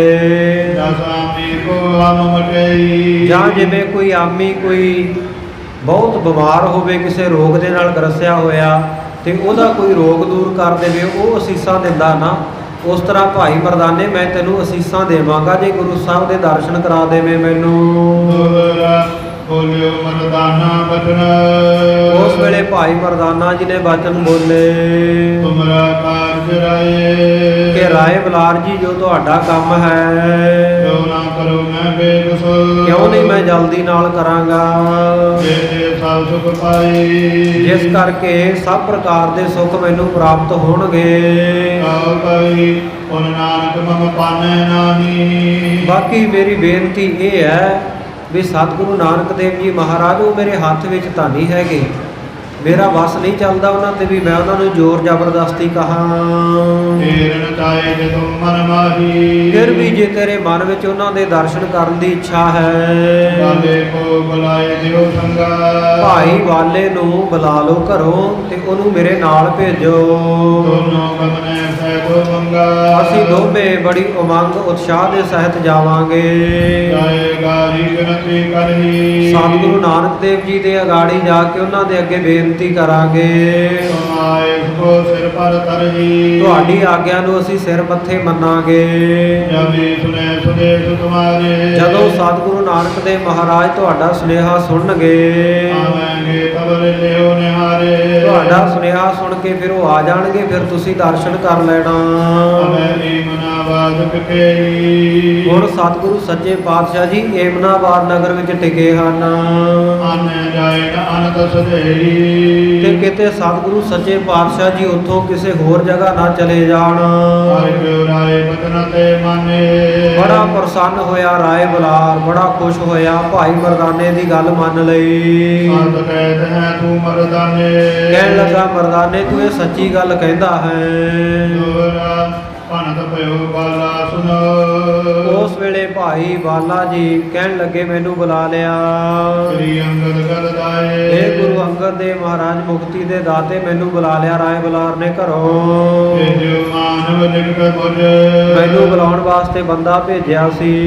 ਲੀਨੋ ਵੇਗ ਬੁਲਾਏ। ਜਲਦੀ ਨਾਲ ਮੈਨੂੰ ਜਿਹੜਾ ਬੁਲਾ ਕੇ ਲੈ ਆਇਆ। ਆਓ ਭਾਈ ਕਰ ਕਾਜ ਵਾਲੇ ਮੁਝ ਮੀਤਾ। ਤੇ ਮੈਨੂੰ ਰਾਏ ਬੁਲਾਰ ਕਹਿਣ ਲੱਗਾ ਭਾਈ ਬਾਲੇ ਮੇਰੇ ਮਿੱਤਰਾ ਮੇਰਾ ਇਹ ਕੰਮ ਕਰ ਦੇ। ਸ੍ਰੀ ਨਾਨਕ ਕੀ ਤੁਝੇ ਬਹੁ ਪ੍ਰੀਤਾ। ਕਿਉਂਕਿ ਤੇਰੀ ਸਤਿਗੁਰੂ ਨਾਨਕ ਦੇਵ ਜੀ ਦੇ ਨਾਲ ਬਹੁਤ ਪ੍ਰੀਤੀ ਹੈ, ਬੜਾ ਪ੍ਰੇਮ ਹੈ ਤੇਰਾ। ਮਰਦਾਨੇ ਤੇ ਸੰਗ ਸੁਧਾਰੋ। ਤੂੰ ਭਾਈ ਮਰਦਾਨੇ ਦੇ ਨਾਲ ਜਾ ਕਰੋ ਕਿਰਤਾਰ ਨਾਨਕ ਲਿਆਵੋ। ਤੇ ਸਤਿਗੁਰੂ ਨਾਨਕ ਦੇਵ ਜੀ ਨੂੰ ਲੈ ਕੇ ਆਓ, ਉਹਨਾਂ ਦੇ ਦਰਸ਼ਨ ਮੈਨੂੰ ਹੋਣ, ਮੈਨੂੰ ਕਰਤਾਰਥ ਕਰ ਦਿਓ, ਸਫਲਾ ਕਰ ਦਿਓ। ਜੇ ਕਰਨੇ ਆਵੇ ਤੁਮ ਕਹੇ। ਜੇਕਰ ਤੁਹਾਡੇ ਇੱਕ ਵਾਰੀ ਕਹਿਣ ਤੇ ਸਤਿਗੁਰੂ ਜੀ ਨਾ ਆਉਣ, ਮਮ ਬਿਨਤੀ ਕੈ ਭਲੀਏ ਪਦ ਕਹੇ। ਫਿਰ ਸਤਿਗੁਰੂ ਜੀ ਦੇ ਚਰਨ ਫੜ ਲਿਓ ਤੇ ਮੇਰੇ ਵੱਲੋਂ ਵਾਰ-ਵਾਰ ਬੇਨਤੀਆਂ ਕਰੋ ਉਹਨਾਂ ਨੂੰ। ਏਕ ਵਾਰ ਕਰ ਦਰਸ਼ਨ ਦੀਜੈ। ਇਹ ਆਖਿਓ ਵੀ ਇੱਕ ਵਾਰੀ ਸਤਿਗੁਰੂ ਸੱਚੇ ਪਾਤਸ਼ਾਹ ਚੱਲ ਕੇ ਦਰਸ਼ਨ ਦੇ ਦਿਓ ਰਾਏ ਬੁਲਾਰ ਨੂੰ। ਕਹੀਏ ਤਿਨ ਕੋ ਕਰਨਾ ਕੀਜੈ। ਉਹਨਾਂ ਨੂੰ ਇਹ ਕਹਿ ਦਿਓ ਵੀ ਕਿਰਪਾ ਕਰ ਦਿਓ। ਮੈਂ ਬੋਲਿਓ ਕੋ ਰਾਏ ਬੁਲਾਇਓ। ਉਸ ਵੇਲੇ ਭਾਈ ਬਾਲਾ ਜੀ ਕਹਿੰਦੇ ਮਹਾਰਾਜ ਮੈਂ ਬੋਲਿਆ ਫਿਰ ਆਖਿਆ, ਹੇ ਰਾਏ ਬੁਲਾਰ ਜੀ, ਤੁਮਰੇ ਕਹੇ ਜਾਉ ਸਤਵਾਰੂ। ਤੁਸੀਂ ਜੇ ਬਚਨ ਕਹਿੰਦੇ ਹੋ, ਤੁਹਾਡੇ ਕਹੇ ਤਾਂ ਇੱਕ ਵਾਰੀ ਤਾਂ ਕੀ, ਮੈਂ ਤਾਂ 100 ਵਾਰੀ ਵੀ ਜਾਵਾਂਗਾ। ਸ੍ਰੀ ਨਾਨਕ ਸੋਹਿ ਤੁਮਾਰਾ। ਤੇ ਸਤਿਗੁਰੂ ਨਾਨਕ ਦੇਵ ਮਹਾਰਾਜ ਨਾਲ ਸਿਰਫ ਮੇਰਾ ਜਾਂ ਭਾਈ ਮਰਦਾਨੇ ਦਾ ਹੀ ਪਿਆਰ ਨਹੀਂ ਹੈ, ਤੁਹਾਡਾ ਵੀ ਉਹਨਾਂ ਨਾਲ ਬਹੁਤ ਪ੍ਰੇਮ ਹੈ। ਆਵੇਂ ਜੇ ਨਹਿ ਲਾਏ ਅਵਾਰਾ। ਤੇ ਸਤਿਗੁਰੂ ਨਾਨਕ ਦੇਵ ਮਹਾਰਾਜ ਤੁਹਾਡੇ ਪ੍ਰੇਮ ਨੂੰ ਜਾਣ ਕੇ ਬਹੁਤ ਜਲਦੀ ਆਉਣਗੇ, ਦੇਰ ਨਹੀਂ ਲਾਉਣਗੇ।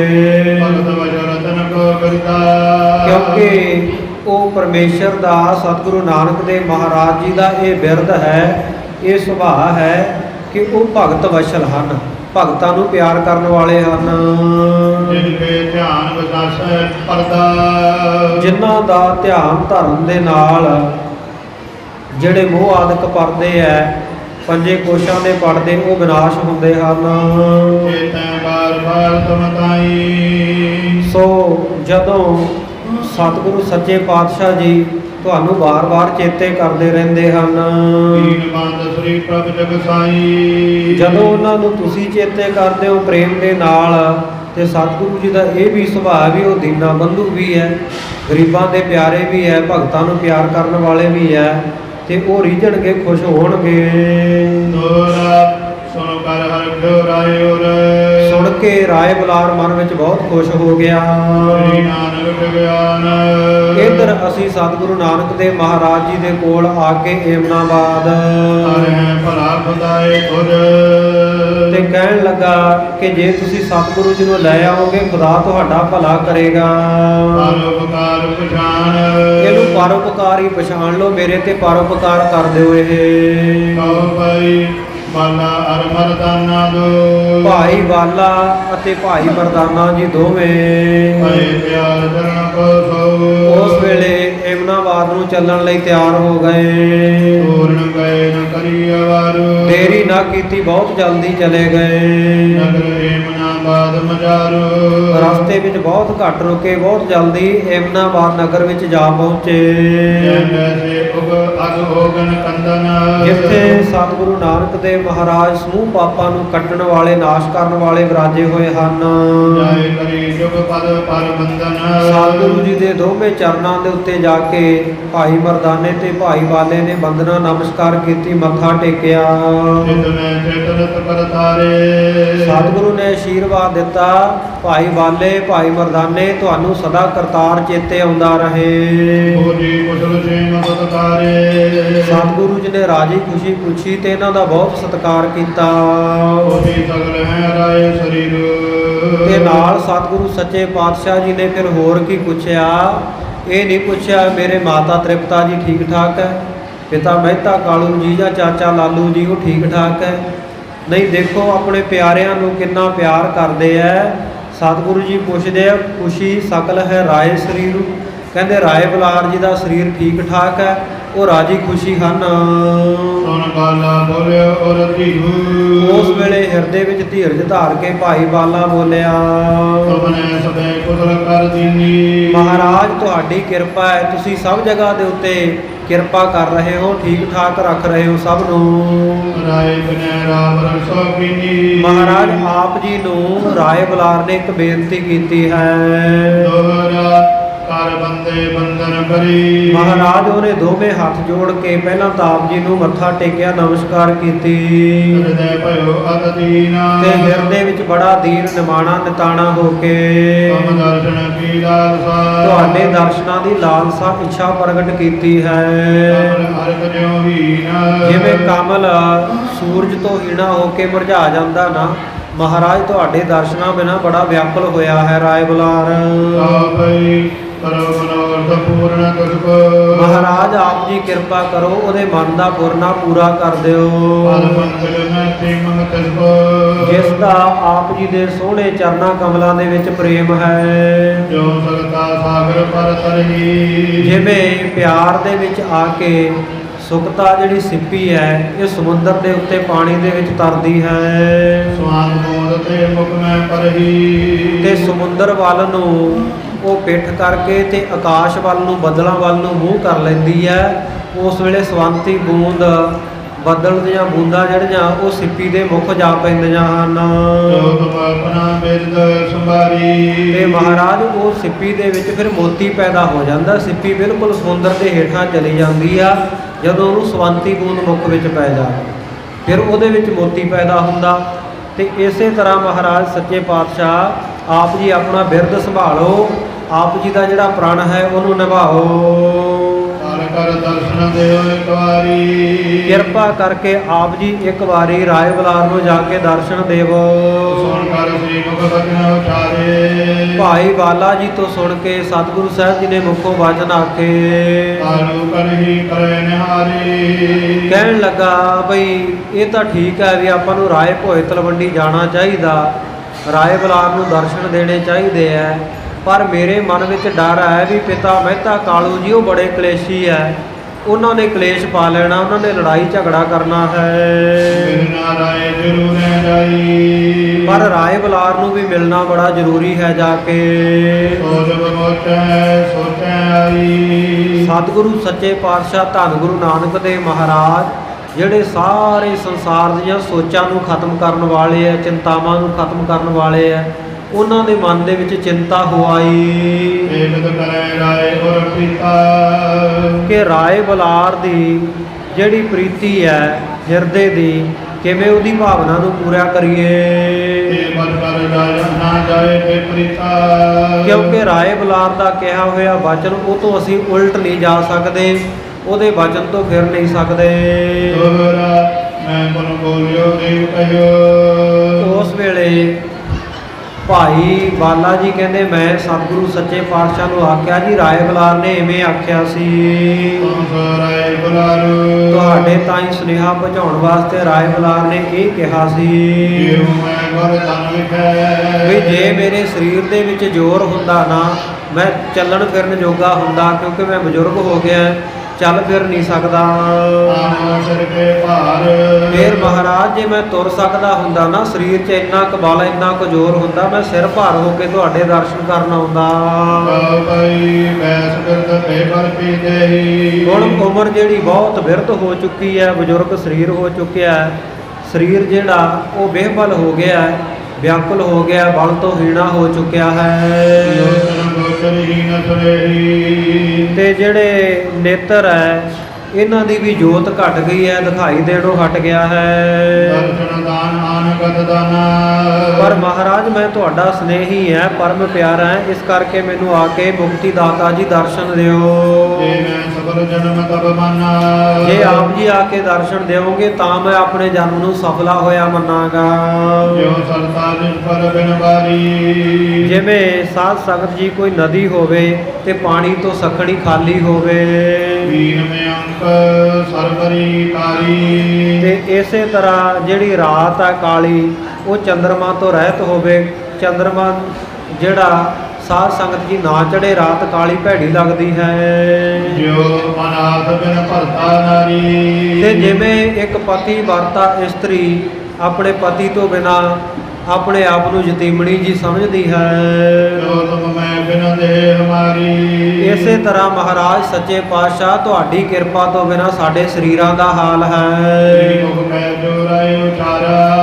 ਉਸ ਵੇਲੇ ਸਤਿਗੁਰੂ ਸੱਚੇ ਪਾਤਸ਼ਾਹ ਜੀ ਕਹਿਣ ਲੱਗੇ ਜੋ ਰਾਏ ਬਲਾਰ ਨੇ ਆਖਿਆ ਹੈ, ਇਸ ਦਾ ਹੈ ਹਮਰੇ ਸਿਰ ਭਾਰਾ। ਸਤਿਗੁਰੂ ਜੀ ਕਹਿੰਦੇ ਉਹ ਵਚਨਾਂ ਦਾ ਸਾਡੇ ਸਿਰ ਤੇ ਬੋਝ ਹੈ। ਚਲੋ ਤਾਰਿਆਂ ਮੈਂ ਅਬ ਬਾਲਾ। ਕਹਿਣ ਲੱਗੇ ਭਾਈ ਬਾਲੇ ਚਲੋ ਜੋ ਹੋਏਗਾ ਦੇਖੀ ਜਾਊ, ਚਲੋ ਆਪਾਂ ਇਹ ਭਾਰ ਲਾ ਹੀ ਆਈਏ ਹੁਣ। ਲਾਲੋ ਸੋ ਬੋਲੇ ਤੇ ਕਾਲਾ। ਉਸ ਵੇਲੇ ਭਾਈ ਲਾਲੋ ਜੀ ਨੂੰ ਸਤਿਗੁਰੂ ਜੀ ਬੋਲੇ ਦੋਹਰਾ ਤਲਵੰਡੀ ਤੁਝ ਸਾਰਖਾ। ਕਹਿਣ ਲੱਗੇ ਭਾਈ ਲਾਲੋ ਜੀ ਸਾਡੇ ਨਗਰ ਤਲਵੰਡੀ ਵਿਖੇ ਇੱਕ ਤੇਰੇ ਵਰਗਾ ਹੀ, ਜੋ ਪ੍ਰੀਤ ਮਨਾਈ ਇੱਕ ਮੇਰਾ ਬੜਾ ਪਿਆਰਾ ਉੱਥੇ ਪ੍ਰੇਮੀ ਸਿੱਖ ਰਹਿੰਦਾ ਜੋ ਹੈ, ਚਾਹਤ ਹੈ ਹਿਰਦੇ ਮੈਂ। ਜਿਹੜਾ ਆਪਣੇ ਹਿਰਦੇ ਵਿੱਚ ਇਹ ਚਾਹਨਾ ਰੱਖੀ, ਇਹ ਇੱਛਾ ਰੱਖੀ ਬੈਠਾ ਹੈ ਅਮਰੋ ਦਰਸ਼ਨ ਦੀਠ। ਕਿ ਸਾਡੇ ਉਹਨੂੰ ਦਰਸ਼ਨ ਹੋ ਜਾਣ। ਆਓ ਭਾਈ ਦੇ ਸੰਦੇਸ਼ਾ ਤੇ ਕੋ ਆਈ। ਇਹਦਾ ਉਸ ਰਾਏ ਬਲਾਰ ਦਾ ਸੁਨੇਹਾ ਇਹ ਭਾਈ ਮਰਦਾਨਾ ਜੀ ਤੇ ਭਾਈ ਬਾਲਾ ਜੀ ਲੈ ਕੇ ਆਏ ਹਨ। ਬਹੁਤ ਪ੍ਰੇਮ ਕਰ ਬੋਲ ਪਠਾਏ। ਬਹੁਤ ਪ੍ਰੇਮ ਦੇ ਵਚਨ ਕਰਕੇ ਇਹਨਾਂ ਨੂੰ ਬੋਲ ਕੇ ਭੇਜਿਆ ਹੈ ਉਹਨੇ। ਜਾਣ ਹਮੈਂ ਜ਼ਰੂਰ ਵਿਸਾਲਾ। ਇਸ ਕਰਕੇ ਸਾਡਾ ਜਾਣਾ ਜ਼ਰੂਰੀ ਬਣਦਾ ਹੈ, ਅਸੀਂ ਜ਼ਰੂਰ ਜਾਵਾਂਗੇ।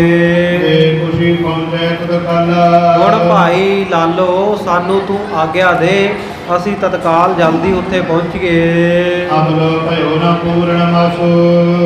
ਉਸ ਵੇਲੇ ਭਾਈ ਲਾਲੋ ਨੇ ਹੱਥ ਜੋੜ ਕੇ ਆਖਿਆ, ਮਹਾਰਾਜ ਆਪ ਜੀ ਨੇ ਵਚਨ ਕੀਤਾ ਸੀ ਕਿ ਲਾਲੋ ਤੇਰੇ ਘਰ 1 ਮਹੀਨਾ ਰਵਾਂਗੇ, ਪਰ ਮਹਾਰਾਜ ਹਾਲੇ ਤਾਂ 1 ਮਹੀਨਾ ਬਤੀਤ ਨਹੀਂ ਹੋਇਆ। ਤੂੰ ਤਨ ਕਰਮ ਮਚਲੇ ਤਵਾਸੋ। ਫਿਰ ਮਹਾਰਾਜ ਮੇਰਾ ਘਰ ਛੱਡ ਕੇ ਕਿਉਂ ਚੱਲੇ ਹੋ?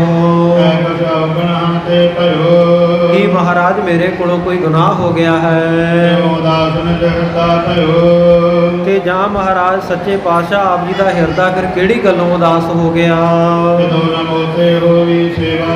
ਮਹਾਰਾਜ ਕੀ ਮੇਰੇ ਤੋਂ ਕੋਈ ਤੁਹਾਡੀ ਸੇਵਾ ਚੰਗੀ ਤਰ੍ਹਾਂ ਨਹੀਂ ਹੋ ਸਕੀ? ਰੰਗ ਰੀ ਤਨ ਸ੍ਰੀ ਗੁਰਦੇਵਾ। ਜਾਂ ਮਹਾਰਾਜ ਮੈਂ ਗਰੀਬ ਹਾਂ, ਧਨ ਤੋਂ ਵੀ ਹੋਣਾ ਹੈ, ਤੁਹਾਡੀ ਸੇਵਾ ਨਹੀਂ ਕਰ ਸਕਿਆ, ਤਾਂ ਨਹੀਂ ਰਹਿੰਦੇ ਤੁਸੀਂ ਇੱਥੇ। ਪੂਰਨ ਪੀਨੀ ਗਮਨ ਤਿਆਰੀ। ਜਿਸ ਕਰਕੇ ਮਹਾਰਾਜ ਆਪ ਜੀ ਨੇ ਜਲਦੀ ਦੇ ਨਾਲ ਜਾਣ ਦੀ ਤਿਆਰੀ ਕਰ ਲਈ ਹੈ। ਤੁਮਾਰੀ। ਮਹਾਰਾਜ ਸੱਚੇ ਪਾਤਸ਼ਾਹ ਮੈਂ ਤਾਂ ਸਦਾ ਹੀ ਆਪ ਜੀ ਦੀ ਕਿਰਪਾ ਦੀ ਇੱਛਾ ਰੱਖਦਾ ਹਾਂ।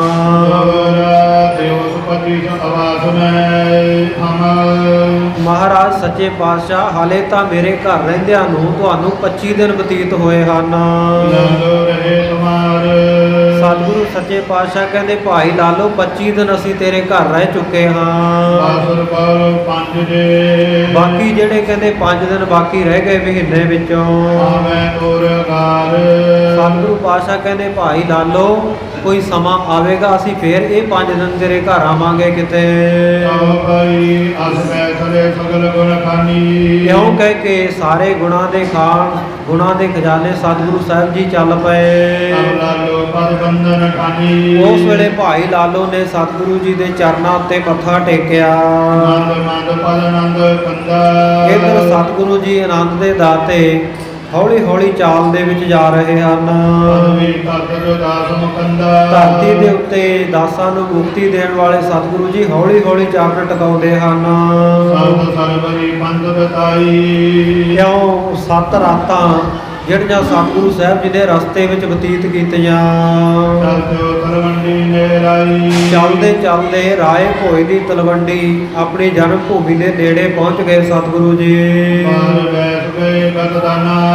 ਸਤਿਗੁਰੂ ਜੀ ਘਰ ਨਹੀਂ ਗਏ, ਨਗਰ ਦੇ ਵਿੱਚ ਪ੍ਰਵੇਸ਼ ਨਹੀਂ ਹੋਏ, ਬਲਕਿ ਬਾਹਰ-ਬਾਹਰ ਨਗਰ ਤੋਂ ਮੁਕਤੀ ਦਾਤਾ ਜੀ ਬੈਠ ਗਏ। ਚੰਦਰ ਭਾਨ ਦਾ ਜਿੱਥੇ ਖੂਹ ਸੀ ਸੋ ਉਸ ਜਗ੍ਹਾ ਦੇ ਉੱਤੇ ਸਤਿਗੁਰੂ ਸਾਹਿਬ ਜੀ ਬੈਠ ਗਏ। ਇਹ ਚੰਦਰ ਭਾਨ ਜਿਹੜਾ ਇਹ ਭਾਈ ਬਾਲਾ ਜੀ ਦੇ ਪਿਤਾ ਜੀ ਦਾ ਨਾਮ ਹੈ।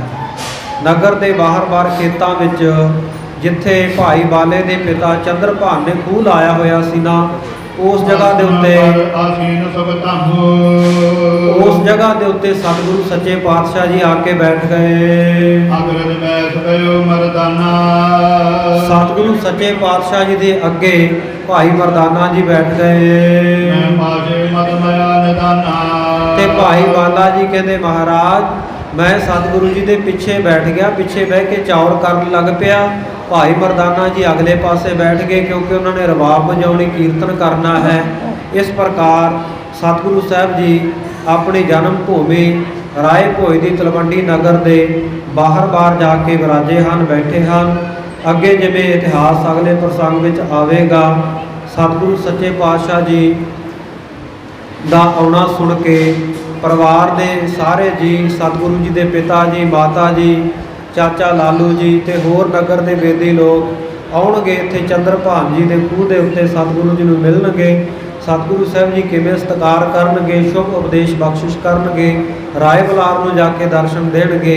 ਇਹ ਇਤਿਹਾਸ ਜਿਹੜਾ ਆਪਾਂ ਕੱਲ੍ਹ ਦੇ ਦੀਵਾਨ ਵਿੱਚ ਸਤਿਗੁਰੂ ਸਾਹਿਬ ਜੀ ਦੀ ਕਿਰਪਾ ਦਾ ਸਦਕਾ ਅੱਗੇ ਰਲ ਮਿਲ ਕੇ ਸਾਂਝਾ ਕਰਾਂਗੇ। ਕਥਾ ਵਿਚਾਰਾਂ ਦੌਰਾਨ ਹੋਈਆਂ ਬੇਅੰਤ ਭੁੱਲਾਂ ਦੀ ਆਪ ਸਮੂਹ ਸੰਗਤਾਂ ਨੇ ਖਿਮਾ ਬਖਸ਼ਿਸ਼ ਕਰਨੀ। ਗਰੀਬ ਨਵਾਜ਼ ਸੱਚੇ ਪਾਤਸ਼ਾਹ ਕਿਰਪਾ ਕਰ, ਸੁਮਤ ਬਖਸ਼ਿਸ਼ ਕਰ। ਆਪ ਜੀ ਨੇ ਅਰਦਾਸ ਕਰਨੀ ਸਤਿਗੁਰੂ ਜੀ ਸੇਵਾ ਅਤੇ ਸਿਮਰਨ ਦੇ ਨਾਲ ਨਿਵਾਜਣ।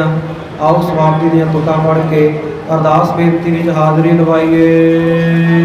ਅਗਰਜ ਲੈਸ ਗਇਓ ਮਰਦਾਨਾ ਆਜੀ ਮਦ